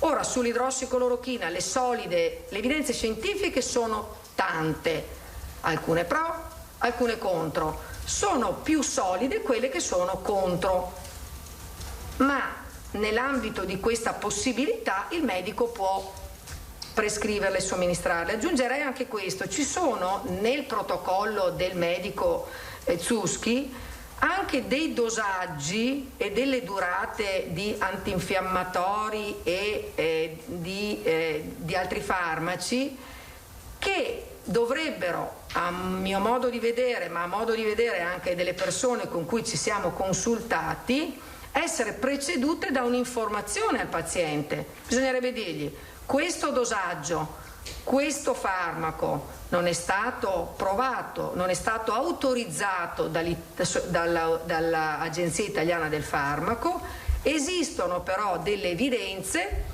e lì bisogna vedere se ci sono, noi non le abbiamo trovate, le evidenze scientifiche, gli studi, e quindi chiedere al paziente se è d'accordo nella somministrazione. È importante dire questo perché è importante fare chiarezza con i pazienti su ciò che è regolato dal sistema italiano regolatorio, no? Cioè c'è un'agenzia italiana del farmaco. Prima il presidente diceva ci sono gli scienziati che decidono le linee guida e i protocolli. Ecco, nell'ambito del farmaco noi abbiamo un'agenzia che stabilisce quando si usano i farmaci, a che dosaggi, a che indicazioni. Se si va fuori da queste regole non è vietato, perché esiste questa legge che lo consente, però deve essere molto circostanziato. Non può diventare invece un protocollo di prassi, che non sono eccezioni, che in tutti utilizza indiscriminatamente farmaci che sono al di fuori della cornice che ha stabilito l'agenzia regolatoria. Marco Bonet, Corriere del Veneto. Sì, assessore, scusi, la forza abitudine, dottoressa. Volevo chiedere questo. Allora, una domanda generale, okay, per magari anche chiarire i lettori. In questo momento esiste una terapia utile contro il Covid per chi sta a casa? Cioè possiamo dire che esiste una terapia per curare le persone dal Covid? Sono questi farmaci che io ho elencato prima, questi approcci che sono farmaci vecchi. Non esiste, no, se si pensa a un nuovo farmaco, nuovo, per la terapia a domicilio, no. Che cosa sta arrivando? Stanno arrivando gli anticorpi monoclonali, 2 sono stati già autorizzati dalla Food and Drug Administration, non sono stati ancora autorizzati dall'Agenzia Europea e questo è il motivo per cui noi in Italia non li possiamo avere, perché i farmaci autorizzati in Italia sono i farmaci che hanno già ottenuto un'autorizzazione europea. Questi farmaci, gli anticorpi monoclonali, che si stanno studiando, sembrerebbero efficaci se somministrati nei pazienti meno gravi, quindi potrebbero trovare applicazione nei pazienti a domicilio. Per capirci, sono quelli di Trump? Sì, certo. E l'Agenzia Italiana del Farmaco proprio qualche settimana fa ha pubblicato un bando chiedendo ai ricercatori interessati a studiare questi anticorpi monoclonali di presentare un protocollo all'Agenzia. La scadenza è stata in questi giorni spostata al 15 febbraio, quindi entro il 15 febbraio ci sarà la presentazione e noi parteciperemo. Sicuramente c'è l'Università di Verona con la professoressa Tacconelli che sta scrivendo il protocollo e si candiderà a poter partecipare a poter entrare in questo, coordinare questo trial. Quindi se verremo selezionati a livello nazionale con il protocollo, ma anche se non fosse, parteciperanno i nostri centri ai protocolli coordinati da altri centri, perché è possibile questo, no? Cioè se dovesse essere selezionato un altro coordinatore a livello nazionale, i nostri ospedali però potranno partecipare, avremo la possibilità di poter aderire. Tra l'altro dico ospedali perché si pensa che la somministrazione sia preferibile da fare in un setting ospedaliero perché richiede un'ora di somministrazione con un'attenzione particolare, ma i pazienti non saranno pazienti che vengono dagli ospedali, sono pazienti a casa o nell'RSA che potranno essere selezionati per utilizzare questi farmaci. Quindi questo è quello che sta arrivando. Che costo hanno una terapia monoclonale? Il farmaco ancora non è in commercio, quindi non c'è un prezzo da noi. La cura dei VIP, solo i ricchi potranno permettere? Allora, i farmaci in Italia i prezzi vengono contrattati in Italia, quindi aspettiamo prima che arrivi e poi verrà contrattato il prezzo, ma sarà un prezzo che sicuramente potrà essere accessibile, cioè non dobbiamo mai fare il confronto, mai, con i prezzi degli Stati Uniti, dove il prezzo è libero e non viene concordato mai da nessuna autorità regolatoria, viene concordato eventualmente con le assicurazioni. Quindi quando arriverà in Italia verrà accordato un prezzo. Ok, poi chiedo un'altra cosa solo perché lo vedo... E non saranno comunque mai a carico del paziente, quindi se ne farà carico il sistema sanitario nazionale. Okay. Se dico ivermectina? Ivermectina è un antiparassitario che è stato molto studiato in quei paesi dove è più utilizzato come antielmintico, no? Quindi parliamo di Egitto, di Pakistan, Brasile. In Italia non c'è questo farmaco, viene importato dall'estero proprio per il trattamento come antielmintico che viene utilizzato in casi molto particolari. Anche qui c'è un interesse a studiare, a capire se serve, siamo molto lontani da essere sicuri che sia efficace, però c'è un protocollo di studio coordinato da Negrar, l'ospedale di Negrar, che è nella prima fase dello studio per verificare se è sicuro innanzitutto perché viene utilizzato a dosaggi molto più elevati di quello a cui sarebbe utilizzato come antielmintico. E quindi bisogna prima valutare la sicurezza, poi si comincerà a vedere anche se ha una certa efficacia. Per fortuna abbiamo Negrar che coordina questo studio a cui partecipano una decina di centri in Italia e anche in Spagna, mi pare. Ok, un'ultima domanda solo, rapidissima, anche per chiarire a beneficio di chi ci ascolta, rispetto al tema che i medici possono consigliare dei farmaci anche non autorizzati, quindi da AIFA, previo consenso informato. Se poi succede qualcosa al paziente, chi è che ne risponde? Cioè, se un medico di base così prova a proporti un farmaco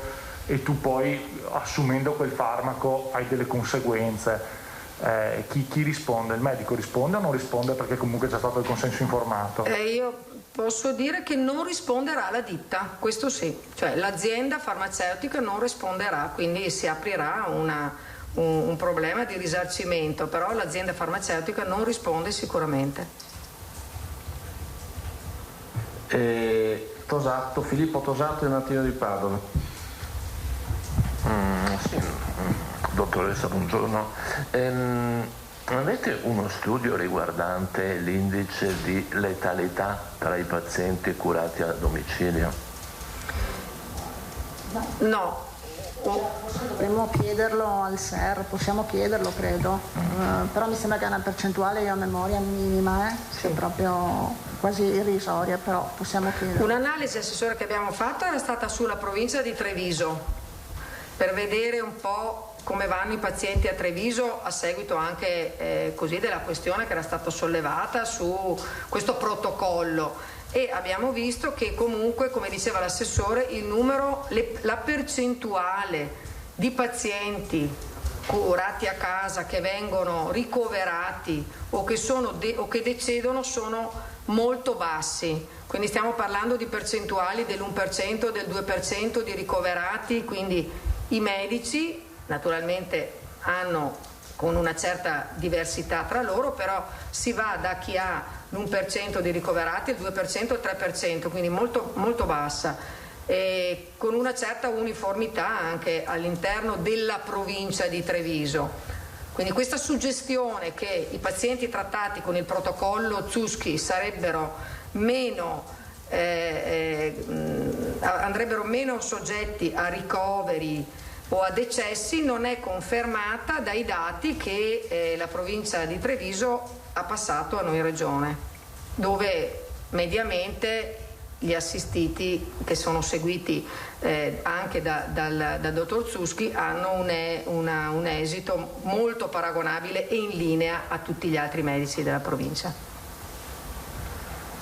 Sì, io poi ho un paio di domande per l'assessore Lanzarin. Quelle le facciamo al termine. È di quatta ma sempre pronta. Finiamo la dottoressa Scroccaro, che ringraziamo, e poi andiamo avanti. E Antonella Prigioni, 7 Gold.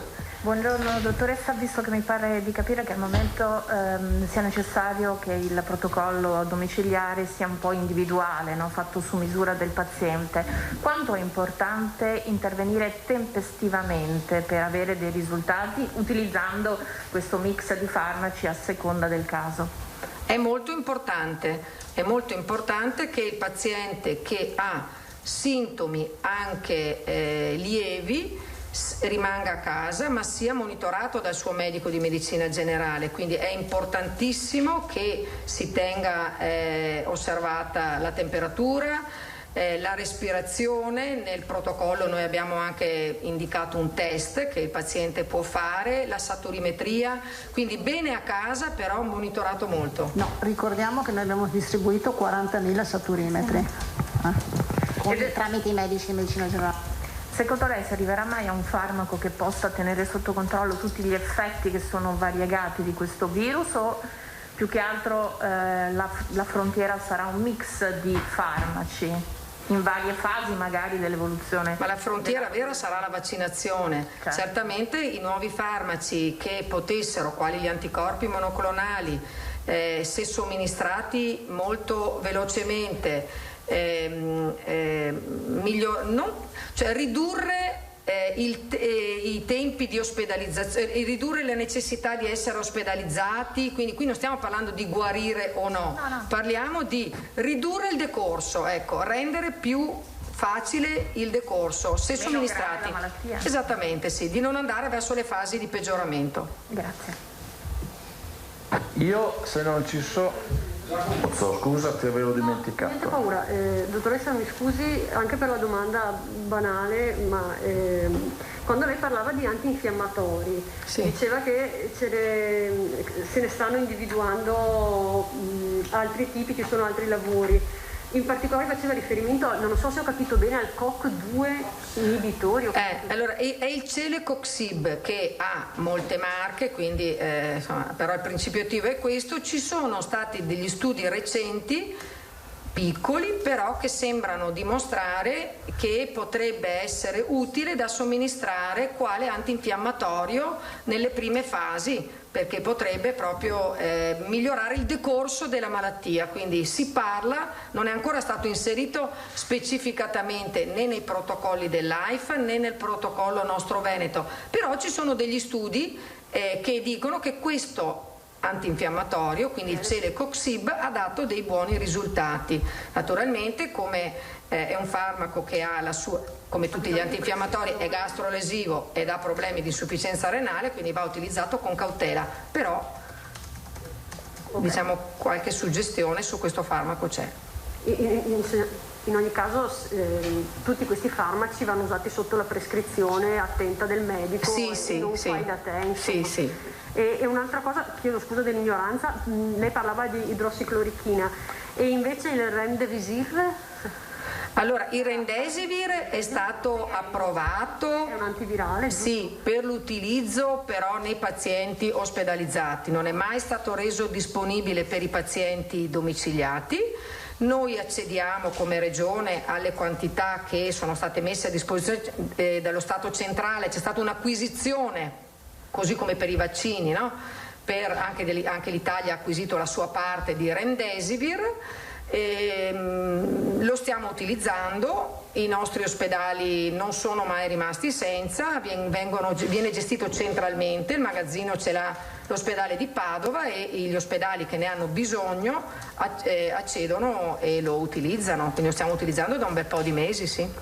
Non so se lei è la referente giusta per chiedere questo, ci sono degli studi sui quantitativi usati di questi medicinali in questo periodo di emergenza in Veneto? Targati... Allora, noi abbiamo guardato quali sono le prescrizioni in Veneto, è difficile capire esattamente per che cosa sono stati usati i farmaci, soprattutto perché gli antinfiammatori vengono utilizzati, acquistati in farmacia con prescrizione medica ma non con ricetta SSN, sono acquistati con la ricetta bianca, quindi a pagamento del paziente, e questo tipo di informazioni non viene tracciato dai nostri flussi farmacie. Quindi non su tutti i farmaci abbiamo l'informazione, abbiamo visto però quello sì che c'è stato un utilizzo negli ultimi mesi, da settembre a dicembre, aumentato di azitromicina, sì, è il farmaco, abbiamo visto quindi che questo antibiotico è stato utilizzato di più. Per gli altri farmaci non abbiamo visto delle grossissime differenze rispetto ai 3 mesi corrispondenti dell'anno 2019. Abbiamo visto invece osservato un consumo più alto di questo antibiotico, che è tra quelli che vengono consigliati. Però ci tengo a dire che molti pazienti che sono seguiti a casa dai medici di medicina generale sono seguiti anche senza nessun trattamento farmacologico, perché in molte situazioni il paziente e la malattia evolve positivamente senza bisogno di somministrare né cortisone, né ossigeno, né antibiotici, né eparine, ovviamente utilizzando l'antinfiammatorio come antipiretico per la febbre, ma ce ne sono molti di pazienti che non hanno bisogno del trattamento farmacologico. Ecco, allora, se non ci sono altre domande direi di cambiare posto ulteriormente, mettere al centro l'assessore e mi pare si fosse prenotato Filippo Tosato del Mattino di Padova per la prima domanda l'assessore, anzi per più di una mi pare. In realtà sono sintetiche, una riguarda le case di riposo. Una prima domanda, chiede una persona: io sono stata vaccinata, posso recarmi in casa di riposo a visitare i familiari? Quindi è un familiare questo? Sì. E allora noi abbiamo interloquito anche la settimana scorsa con le 2 sigle principali, URIPA e UNEBA. Allora intanto abbiamo stabilito lo davamo per scontato, però l'abbiamo stabilito, che chi entra in casa di riposo ospite deve essere preventivamente vaccinato. Stiamo parlando degli ospiti. Noi adesso chiuderemo tutti i 30.000 appunto degli ospiti con prima e seconda dose. No, mi perdoni. Il familiare, ho capito. Sì, ecco. Dico, quindi dico, questi vanno vaccinati prima di entrare come ospite, quindi i nuovi ingressi. Su questo qui abbiamo già deciso, già dato istruzioni in questo senso. Per quanto riguarda invece i familiari, allora è chiaro che i familiari verranno vaccinati man mano che sarà il loro turno, no? Quindi in base al programma che ieri la dottoressa Russo ha elencato. Potrebbero esserci, come in questo caso, insomma, dei familiari che per età, per patologie, perché sono dei sanitari, sono già stati vaccinati, però la struttura deve decidere in autonomia su questo, ma deve avere un protocollo che sia unico, perché è chiaro che gli altri familiari oggi non possono essere vaccinati, ma devono aspettare il loro turno, quindi io rimanderei comunque alla struttura, insomma, su decisioni di questo tipo singole. Ecco, sempre restando in tema di RSA, arriva un appello, affermano di avere scritto anche al Presidente Zaia, da parte dei familiari, degli ospiti e dei dipendenti della piccola casa di riposo di Conselve nel Padovano. È una casa di riposo destinata alla chiusura e quindi al trasloco, al trasferimento. Ecco. Loro dicono che questa cosa gli sta ingenerando grandi problemi, grandi difficoltà anche ai familiari e chiedono di tenere in considerazione un posticipo di questa chiusura e di questi trasferimenti finché la situazione epidemiologica non sarà più serena. Ecco, volevo sapere se la cosa è alla vostra attenzione. Conosco la situazione, ho ricevuto anche la lettera dei familiari. Io sapevo della questione perché era stata un po', insomma, mi era già stata illustrata dall'USL Euganea, dal commissario Scibetta, perché la necessità di trasferire quegli ospiti in altre strutture, perché quella struttura ha bisogno di grandi interventi e non era il caso, insomma, non erano in grado, insomma, di fare questi interventi, e perché c'erano la disponibilità di altre strutture. È chiaro che quando ne avevamo parlato non c'era una situazione di emergenza così spinta, e capisco quindi anche le preoccupazioni dei familiari che dicono, con dei casi positivi, ho già attenzionato la cosa all'USL Euganea, vediamo cosa si può fare, però comunque in qualsiasi caso mi dicono che stanno utilizzando e seguendo tutti i protocolli di massima sicurezza anche per i trasferimenti, insomma. Però ecco, c'è un'interlocuzione in corso con l'USL di riferimento. Sì, par di capire che loro più che altro chiedano, sollecitano un rinvio di questa operazione, insomma. Sì, c'è questa interlocuzione con l'USL in corso, vediamo di capire, insomma, fattibilità. Capisco la preoccupazione, dall'altra parte l'USL mi dice, insomma, che le misure, i protocolli, i percorsi che stanno seguendo comunque sono percorsi di massima sicurezza. Comunque, insomma, c'è questa interlocuzione. Ecco, da ultimo, per quanto riguarda le vaccinazioni, ancora ci sono medici che fanno libera professione, medici privati che insomma, attendono la vaccinazione, vorrebbero essere certi che arriverà. E qualcuno dice, ma eventualmente per un cambio di appuntamenti, per un aggiornamento sugli appuntamenti, con chi possiamo interloquire?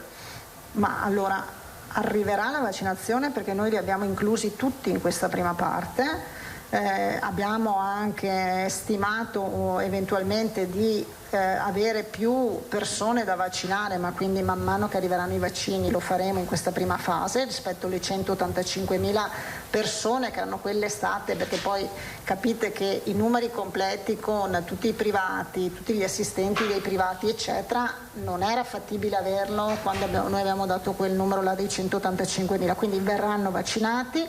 Sapete che noi quando riniziamo, quindi già dalla settimana prossima in teoria, riniziamo a vaccinare, non solo a fare seconde dosi, completiamo tutta questa prima parte, quindi sanitari tutti, quindi anche questi privati, più chiudere tutto il discorso legato all'RSA. e per quanto riguarda invece questioni organizzative io gli direi di rivolgersi al proprio distretto, al proprio dipartimento di prevenzione, insomma di riferimento della USL di appartenenza. Grazie. Altre domande? Marchiori, Media Nord-Est.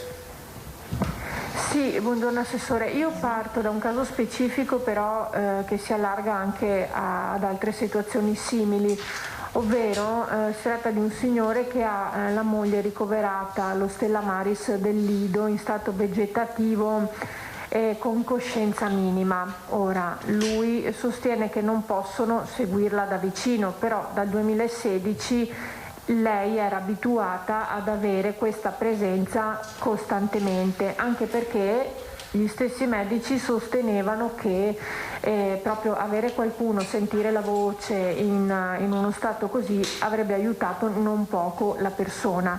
Ora, è possibile in questi casi specifici avere un proprio familiare accanto più di altre situazioni, perché ce n'è proprio bisogno. Naturalmente i medici non possono stare lì a parlare, a farsi sentire continuamente come farebbe un familiare. Allora, chiaramente tutte le misure sono basate alla situazione e al quadro epidemiologico. È chiaro che noi abbiamo fatto una stretta molto forte proprio perché insomma i numeri li conoscete molto bene, insomma c'è stato un momento molto difficile e che ha messo a dura prova il sistema. In alcuni casi io so che per fine vita, per visite presso gli ospiti oppure per casi particolari c'è l'autorizzazione. Qui parleremo di un'autorizzazione non una tantum ma un'autorizzazione fissa, quindi chiaramente la struttura deve valutare poi singolarmente caso per caso, però io credo e mi auguro insomma che con la vaccinazione, con sicuramente insomma possibilità anche di fare qualche tampone rapido all'ingresso eccetera, alcune situazioni, quelle più difficili o comunque che hanno bisogno di un'assistenza un po' più importante ma anche più duratura, insomma si possono risolvere. Insomma oggi insomma spero che con l'evoluzione, se continueremo così, insomma anche casi come questi possono effettivamente trovare una risposta positiva. Bene, grazie. Se abbiamo concluso, arrivederci a domani. Scusate, arrivederci a lunedì. Ormai è talmente l'abitudine. Eccoci, allora siamo nuovamente in diretta. Avete sentito il punto stampa del Presidente della Regione Zaia e oggi sono intervenute anche la dottoressa Scroccaro e l'assessore Lanzarin per quanto riguarda appunto la questione dell'andamento dell'epidemia. Avete sentito i dati di oggi, sono di 985 nuovi positivi e 53 decessi. I contagi, sia i contagi che i ricoveri, ha detto il Presidente, sono in calo, così come l'incidenza dei positivi sui 40.820 tamponi che sono stati effettuati nelle ultime 24 ore, cosa che induce a sperare che il Veneto, con la nuova classificazione delle regioni che verrà appunto decisa quest'oggi, passi in zona gialla.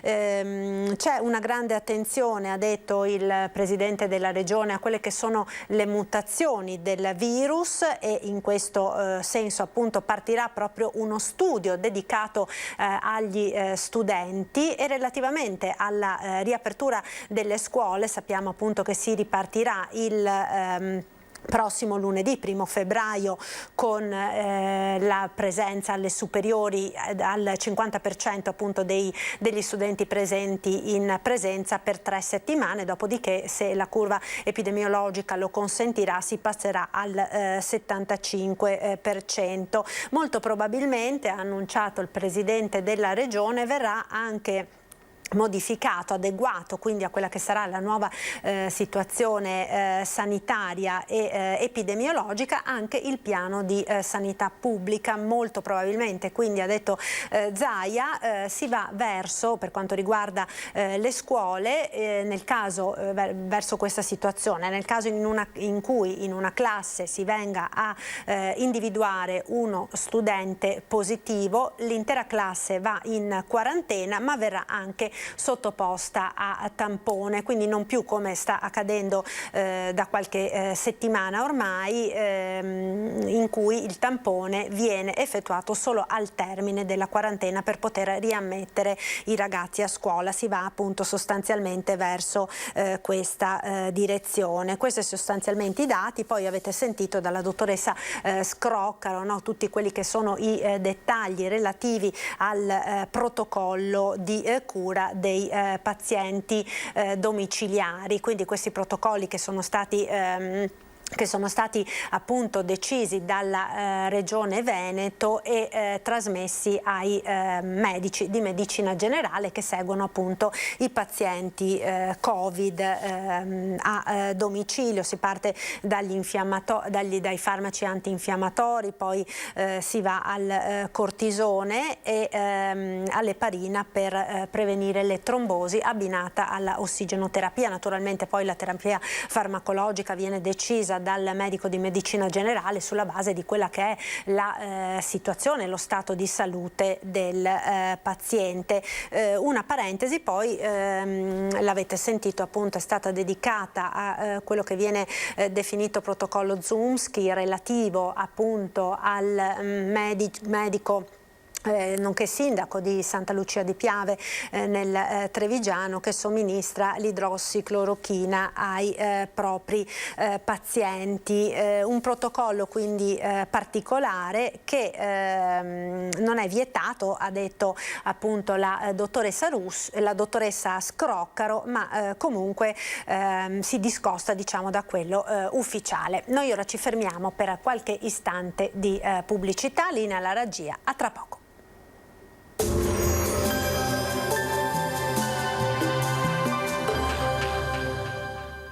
Benetton, centro assistenza tecnica per caldaia a gas, condizionatori e termoregolazioni. Dal 1976, al vostro servizio con professionalità e cortesia.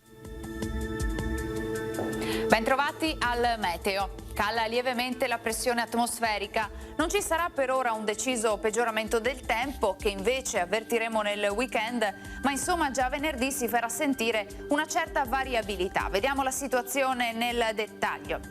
Sul Veneto la grafica del 29 gennaio ci mostra un contesto piuttosto nuvoloso. È un nuovo impulso perturbato proveniente da ovest che si fa via via sempre più spazio. Perciò in questa giornata avremo annuvolamenti alternati a schiarite e anche qualche banco di nebbia, specie sulla pianura meridionale della regione, e saranno possibili anche dei locali e deboli piovaschi.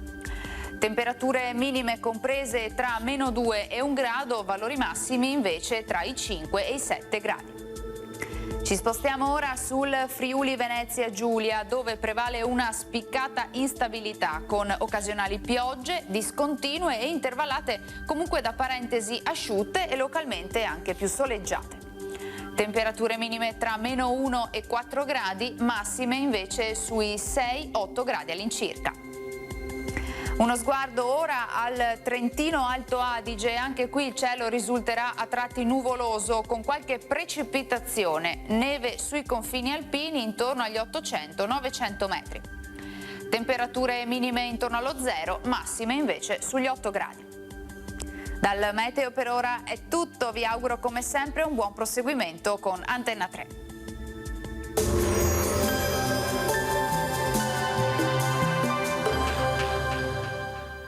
Benetton, centro assistenza tecnica per caldaia a gas, condizionatori e termoregolazioni. Dal 1976, al vostro servizio con professionalità e cortesia.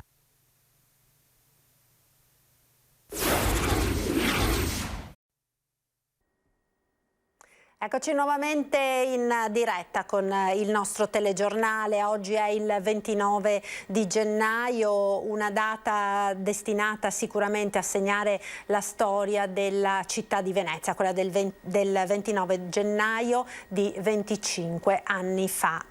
Lo ricorderete tutti, andò a fuoco nella notte il teatro La Fenice di Venezia. Fu una notte davvero intensa, indimenticabile per tutti coloro che l'hanno vissuta, prima con la speranza di riuscire a salvare il teatro dalle fiamme, poi con l'incubo che l'incendio si espandesse alla città, quindi con tutto il lavoro per cercare di proteggere la città di Venezia. Per parlare di quella notte, di quanto poi accaduto dopo, abbiamo in collegamento telefonico con noi il collega della redazione di Venezia, Lorenzo Maier. Buongiorno Lorenzo. Buongiorno Marta, buongiorno a te e a tutti i nostri telespettatori. Quindi 25 anni da quella notte indimenticabile di terrore per la città di Venezia, un momento particolare, un anniversario particolare, i 25 anni.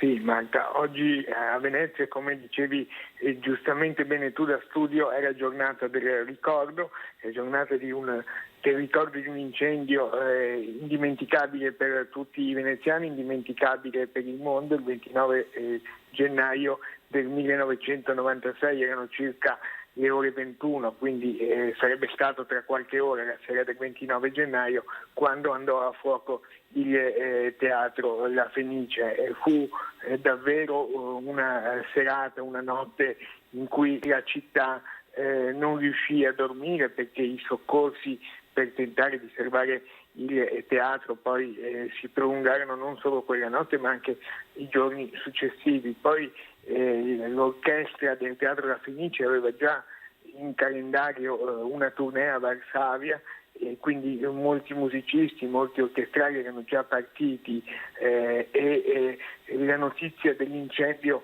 provocò veramente una solidarietà da parte di tutto il mondo della cultura, da parte di tutto il mondo istituzionale. Quindi oggi Venezia non può dimenticare una giornata così storica, indimenticabile, ma questo è anche un po', se vogliamo, la chiave di lettura che possiamo dare 25 anni dopo. Questa data non vuole essere disgiunta poi da quello che accadde negli anni successivi e in particolare nel 2003, quando il teatro venne ricostruito e la città ebbe il teatro che oggi è splendente in campo San Fantin a Venezia, per cui è un po' una storia che 25 anni dopo possiamo rileggere anche con negli occhi anche quella che è la situazione attuale di Venezia e della sua ripartenza.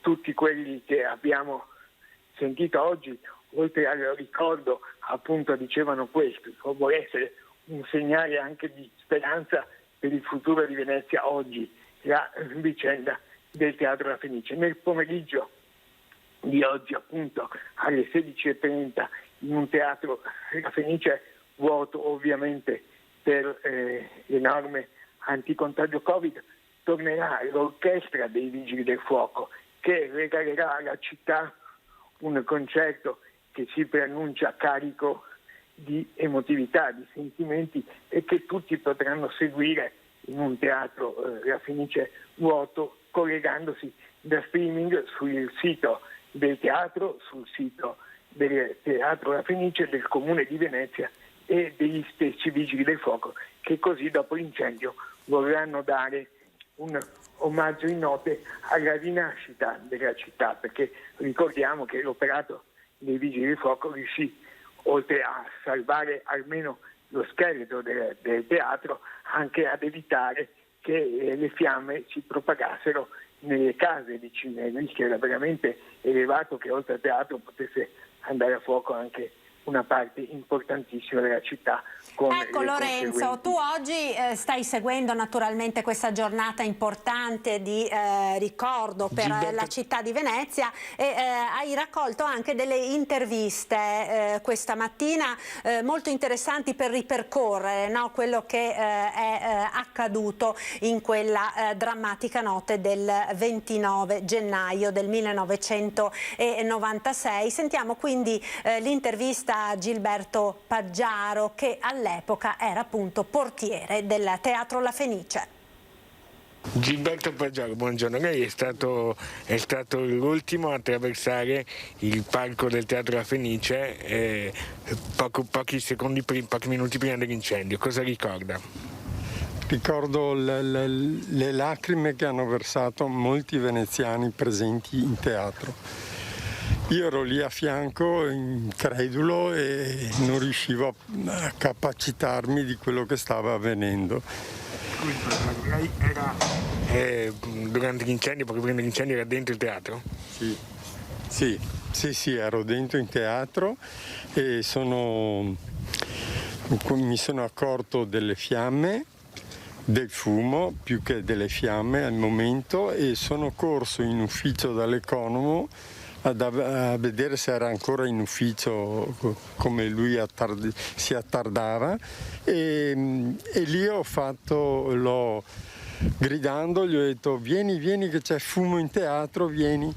E allora sono corso giù con lui mi ha seguito, e nel foyer giù abbiamo notato, dopo il fumo che usciva dalla sala, dal scalone del teatro che portava alle sale apolline, lì ho visto uscire delle fiamme e rispecchiarsi delle fiamme che prendevano lì sulla sale apolline, sulla scalone delle sale apolline. A distanza di 25 anni, l'incubo di quel giorno ancora ogni tanto le viene in mente, le torna in mente? Ma sono momenti che non si possono assolutamente dimenticare e io li ho ben presenti in me. Come ripeto, a distanza di tempo sembra che ricordare il teatro è doveroso, perché il dramma dell'evento è conseguente anche dopo alla gioia che ho provato nel momento della riapertura del nuovo teatro ricostruito. Ecco Lorenzo, quindi abbiamo sentito l'intervista a colui che appunto all'epoca era il portiere del Teatro La Fenice. Ci hai mandato anche un'altra intervista in queste ore all'avvocato Francesco Mario Delia, che appunto aveva lo studio legale proprio davanti al Teatro La Fenice di Venezia e appunto visse in prima persona le primissime fasi proprio dell'incendio di quella serata. Sentiamo. 29 gennaio 1996, avvocato Delia, lei era in campo San Fantin, come mai? Sì, ero in campo San Fantin, era il 29 gennaio del 1996, quindi ben 25 anni or sono. Io avevo a quell'epoca il mio studio legale a pochi metri ed ero uscito dal mio studio ed ero passato così, senza nessuna motivazione, per campo San Fantin. Passando per campo San Fantin ho capito che c'era qualcosa che non funzionava. Poco dopo è uscito anche il portiere, ho visto il portiere che veniva verso di me un po' stravolto e mi ha detto: Mario, il teatro sta prendendo fuoco. Poi lei ha avuto anche una parte successiva nel processo. Ho difeso nel primo, di fronte al Tribunale Penale di Venezia, il povero Gilberto Paggiaro, che era stato rinviato per incendio colposo, perché si accusava lui di non aver denunciato, allarmato nei tempi utili i pompieri, e addirittura lo avevano accusato di aver manomesso l'impianto di rilevamento fumi. Secondo me c'è stata una carenza nell'intervento e nelle strutture utilizzate per spegnere l'incendio. L'incendio è stato stato un po' domato solo e unicamente quando poi è arrivato l'elicottero dei pompieri. L'impianto di rilevamento fumi era stato disattivato perché durante i lavori, coi fumi, con la polvere che veniva creata, scattava. Allora quale soluzione migliore? Quella di eliminarlo. Difatti nella bacheca in portineria c'era un cartello in cui c'era scritto non funzionante, impianto disattivato. 25 anni dopo che ricordo si porta di quel giorno e la ferita è ancora aperta o è stata rimarginata con l'inaugurazione del nuovo teatro? No, per come è andato il processo, per le mancate accertamenti delle responsabilità nei confronti dei veri, reali a cui deve essere addebitato l'incendio, perché da tutto quello che è emerso sia nel primo grado sia di fronte alla Corte d'Appello era il risultato delle gravi inadempienze nell'installazione del cantiere e in tutta l'impiantistica antincendio, e quindi c'erano delle responsabilità. Si diceva che si poteva poi iniziare le cause civili per ottenere il risarcimento dei danni. Queste cause civili non sono mai state fatte, quindi il mio rammarico è che è una ferita ancora aperta. Quindi il mio ricordo è quello che i veri colpevoli, i veri responsabili per l'incendio del teatro La Fenice non hanno avuto nessuna conseguenza e non sono stati condannati. Ecco, allora avete sentito queste interviste. Lorenzo, ci sei ancora?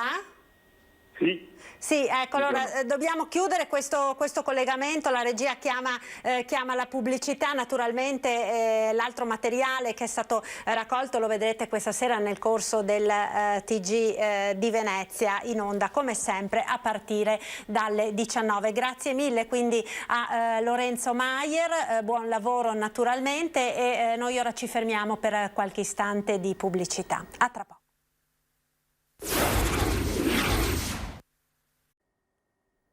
Eccoci nuovamente in diretta con il nostro telegiornale, parliamo di economia e di imprese in questa seconda parte della nostra diretta. Abbiamo in collegamento Roberto Boschetto, presidente di Confartigianato Imprese Veneto. Buongiorno Boschetto, grazie per essere con noi. Buongiorno a tutti.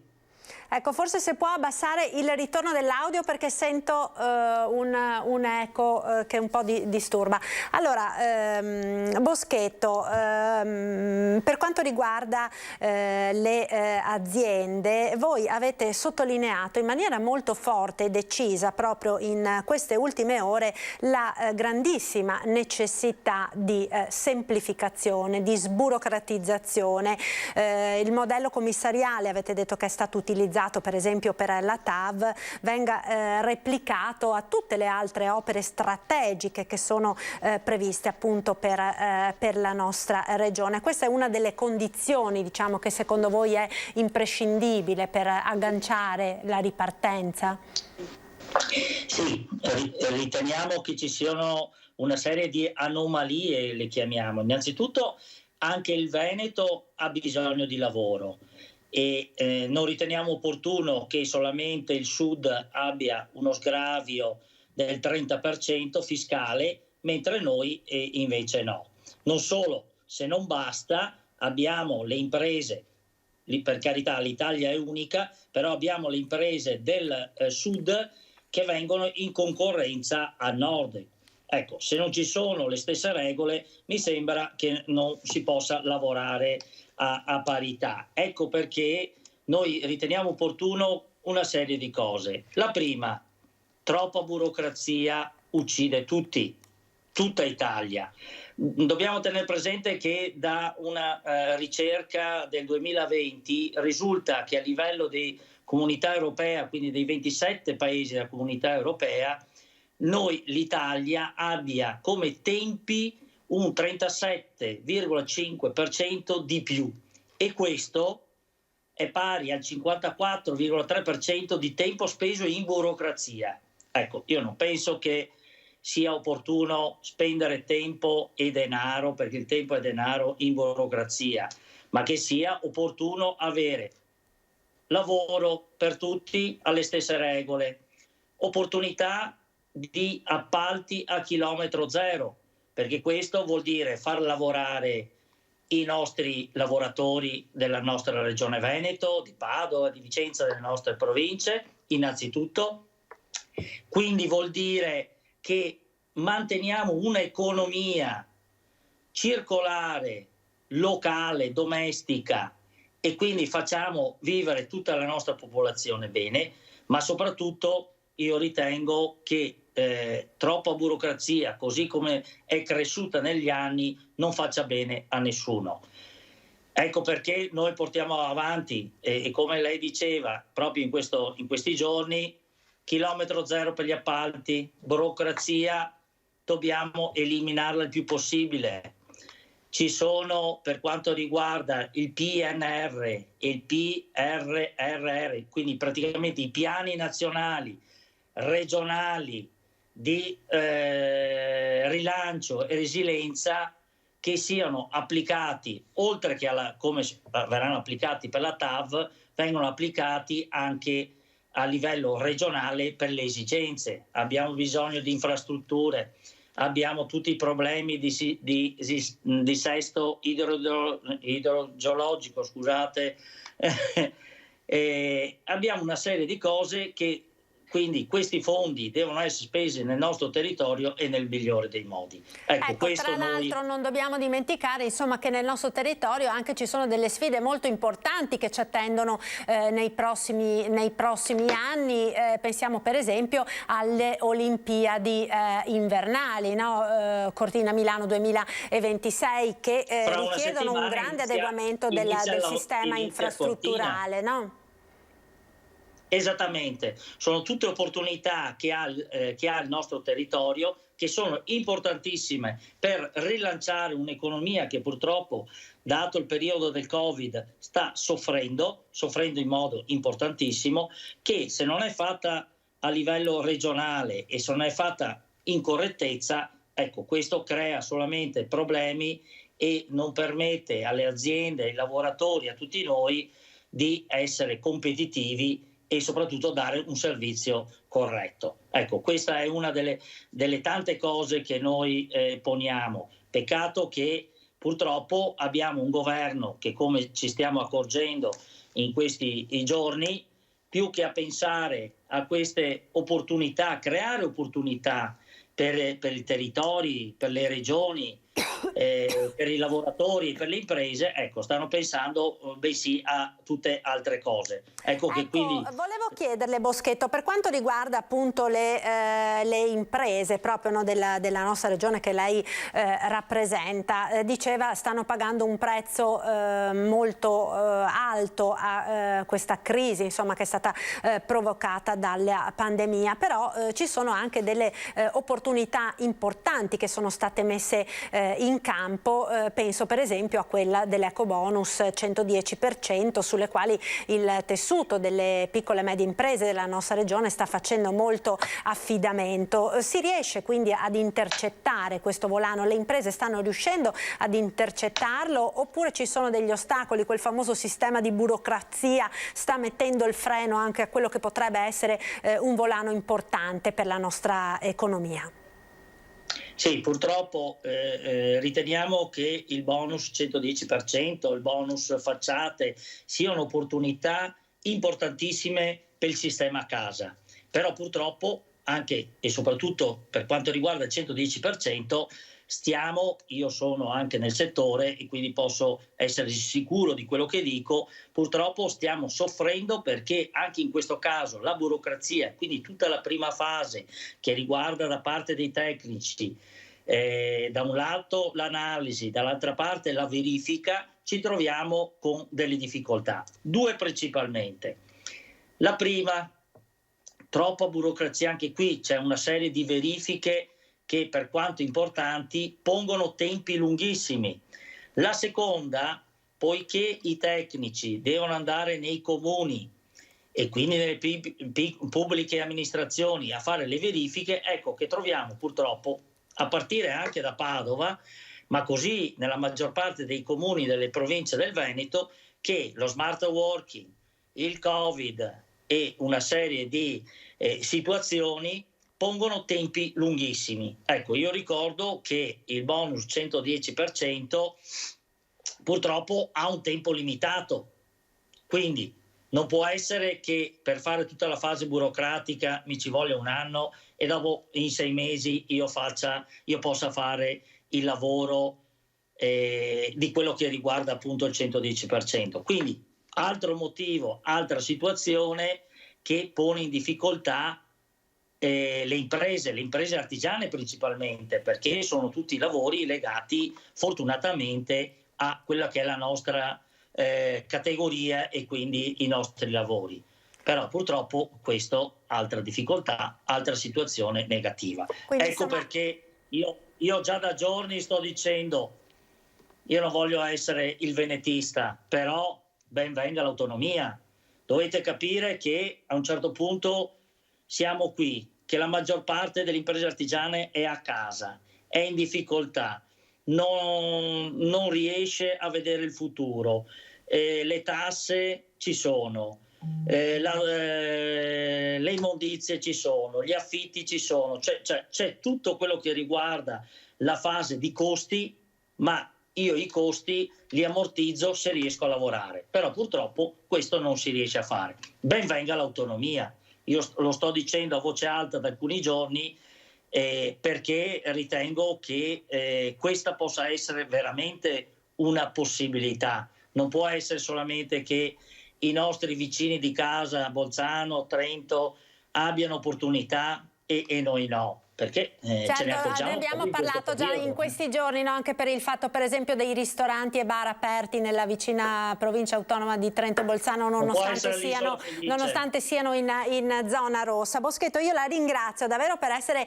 stato con noi. Dalla regia mi chiamano la pubblicità. Approfitto per salutare anche il dottor Guido Pomini, presidente di Federmoda Treviso, che vedo si è già collegato e sarà il nostro prossimo ospite. Allora grazie quindi a Boschetto, a lei buona giornata e buon lavoro. Grazie a lei e a tutti. Pubblicità, allora restate con noi ci vediamo tra pochissimo. Linea alla regia.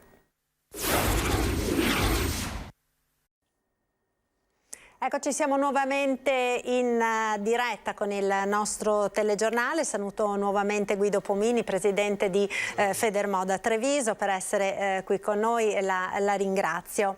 Allora, parliamo di saldi, di commercio, no? Domani, 30 gennaio, al via i saldi, le cosiddette vendite di fine stagione, che quest'anno sono state posticipate sostanzialmente di quasi un mese rispetto agli anni passati. In realtà però sulle vetrine, insomma, già da diverse settimane si vedono moltissimi sconti, iniziative, vendite promozionali, insomma, di vario genere. La situazione, insomma, nel settore di quest'anno, insomma, così difficile, così particolare, com'è?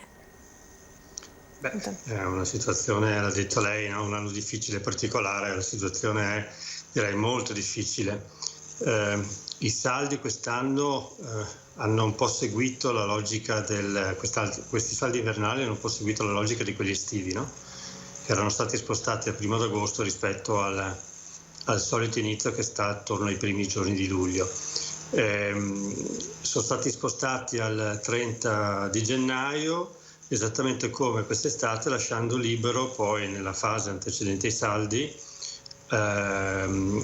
che chiunque potesse applicare la propria politica commerciale, quindi sconti liberi rispetto al passato che prevedeva che nei 30 giorni antecedenti ci fosse ogni divieto. E ovviamente in una fase così delicata, così complessa, con in più il grande enigma di essere gialli, arancioni o rossi, ha portato molti ad attuare delle politiche più aggressive rispetto a quelle che evidentemente ci si aspettava a ottobre e a utilizzare questa finestra che per quest'anno in deroga è stata concessa. Adesso vediamo, domani partono i saldi, se saranno sulla falsariga di quelli estivi, anche se in realtà il contesto era molto diverso, perché quest'estate più o meno si circolava liberamente, invece sappiamo bene in questi giorni no, ma comunque crediamo che l'averli posticipati darà un po' di fiato lungo rispetto al smaltimento delle merci invernali che in azienda, come dire, sono ben presenti. Ecco, diciamo, c'è una previsione di spesa da parte dei cittadini che avete potuto fare? È chiaro che naturalmente siamo ancora in attesa, appunto, come giustamente lei diceva, di sapere in che zona saremo. Abbiamo sentito poco fa dal presidente della regione Zaia che si presume, insomma, che il Veneto abbia i numeri per ritornare in zona gialla, ma lo sapremo oggi pomeriggio, questa sera, per cui insomma chiaramente è difficile pensare e fare anche delle previsioni con queste incognite, perché chiaramente la differenza per i negozi delle città è sostanziale. Se la gente non può spostarsi rispetto al proprio comune di residenza, ovviamente pensiamo alla città di Treviso ad esempio, è chiaro che potrà andare a fare acquisti in centro a Treviso solamente chi a Treviso ci abita, mentre solitamente insomma il grosso, penso, degli affari sia determinato da tutto l'interland dei comuni vicini. Quindi è chiaro che questi aspetti possono fare la differenza e non poco, no? Sì, assolutamente. Infatti noi ormai siamo mesi che ragioniamo sul presume, no? Le aziende in realtà non hanno bisogno del presume, avrebbero bisogno di qualche certezza a medio e lungo termine, no? Quindi si presume che quest'anno rispetto all'anno passato ci sarà un calo del 20% della capacità di spesa delle famiglie durante i saldi. C'è un dato che arriva dalla Lombardia di quest'anno, perché tutti i dati degli anni scorsi secondo noi sono da dimenticare. No, la situazione è talmente diversa che i dati storici oggi, almeno fino adesso, hanno assolutamente manifestato la loro inadeguatezza. La Lombardia, anzi Federmoda Nazionale, ha fatto un'indagine inizio gennaio, e in particolare rivolto alla Lombardia, che ha incominciato i saldi molto presto, però in parte questa indagine è stata anche inficiata dal fatto che la Lombardia è rimasta in zona rossa. Quindi anche qui, no, è difficile andare a fare un'analisi vera e propria su un singolo territorio, è troppo poco per capire quale potrebbe essere la tendenza. Sui territori più grandi oggi ci sono molte differenze. Comunque in Lombardia una grande platea di imprese ha risposto a questo questionario della federazione e il 60% addirittura come dire, dichiarato un calo rispetto allo stesso periodo dell'anno scorso tra il 60 e il 90%. Cioè il 90% vuol dire non aver sbattuto scontrini, e comunque mediamente il calo è stato, come dire, corposo. Dopodiché il tema vero adesso è quello di riuscire a capire cosa succederà in questo periodo. Adesso mi pare che allora c'è il Veneto e l'Emilia Romagna, se non ricordo male, che parte coi saldi, perché in origine a ottobre tutte le regioni erano concorde di portarlo al 30 di gennaio, tant'è che in conferenza dei servizi si era arrivato più o meno a quell'accordo, conferenza dei servizi delle regioni, scusate, tranne un paio di regioni, mi pareva fossero Sicilia, Alto Adige e forse qualcun altro, non ricordo bene. Poi strada facendo ogni regione ha dettato la propria legge, da qua un po' il Far West, perché come voi sapete c'è chi è partito i primi di gennaio, chi è a metà, chi è attorno al 20, adesso Veneto ed Emilia Romagna sono le ultime. Si aspetta quello che si aspetta. Io credo che nessuno abbia un'idea di come andrà a febbraio. Apparentemente un interesse c'è da parte del consumatore, qualche segnale buono a gennaio c'è stato. Dipenderà molto da tanti fattori esterni, il colore della regione, il tempo, perché quello ha sempre inciso, e poi vedremo. A fine mese, a fine febbraio faremo un'analisi di quel che è successo. Ecco, dottor Pomini, è notizia proprio di queste ore della moria di negozi in centro città a Treviso, una questione che si trascina da tempo, ben prima insomma del Covid, che però ovviamente l'attuale situazione di emergenza sanitaria ha chiaramente accelerato, e nel mirino come sempre c'è la questione, l'annoso problema a Treviso degli affitti delle attività in centro. Un'analisi, diciamo, una sua analisi su questo. Beh, come diceva lei, è un processo che è iniziato ancora molto tempo fa. Sì, è vero, Treviso in particolare, ma non è l'unica città d'Italia che ha avuto un'inversione di tendenza rispetto al la sua capacità di detrarre consumi. Treviso in particolare ha aumentato in maniera significativa il consumo turistico, no? La città dal punto di vista turistico è stata lanciata bene, i segnali ci sono stati, però da un punto di vista dei consumi Treviso, come tante piccole altre città, ha patito un po' la crisi di concorrenza dalle grandi città che oggi sono facilmente raggiungibili, no? E questo ha in qualche modo diminuito la possibilità di fare fatturato, ma in realtà l'ha diminuita non contemporaneamente diminuendo i costi, no? Che sono legati al valore delle location. Cioè Treviso sostanzialmente ha dei valori degli affitti simili a quella, tanto per andare indietro nel tempo, un'epoca d'oro che era quella delle mostre di Goldin, che ha un po' portato in alto giustamente i costi degli affitti perché c'era molta domanda.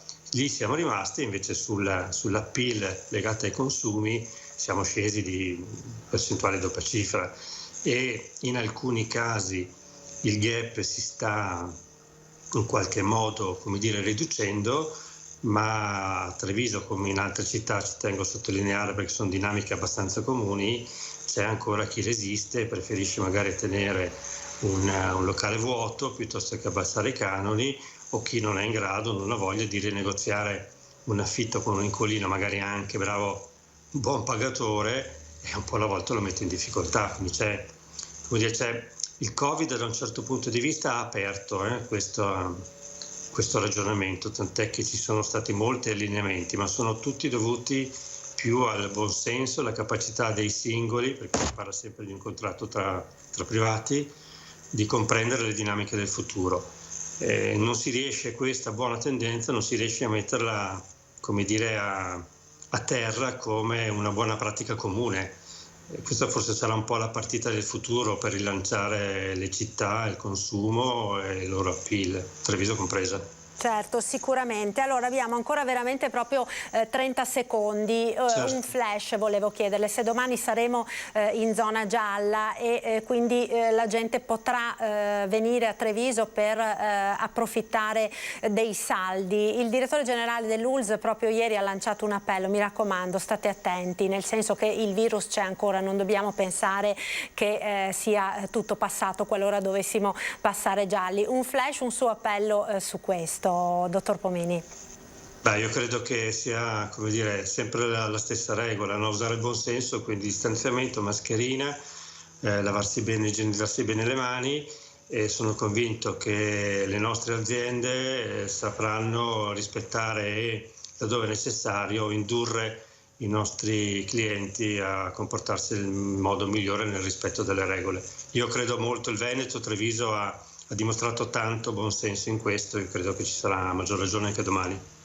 Certo, infatti tutti i negozi si sono anche attrezzati con tutte le normative di sicurezza, il distanziamento, il numero dei clienti, insomma in questo momento l'appello naturalmente è proprio a tutti i cittadini affinché insomma ci mettano anche del proprio nel prestare attenzione a tutte quelle che sono le raccomandazioni che ormai ben conosciamo e che in qualche maniera dovremo continuare a rispettare se vogliamo mantenere anche questo trend di calo dei contagi che c'è stato in queste ultime settimane. Dottor Pomini, io la ringrazio per essere stato con noi, grazie mille e buon lavoro.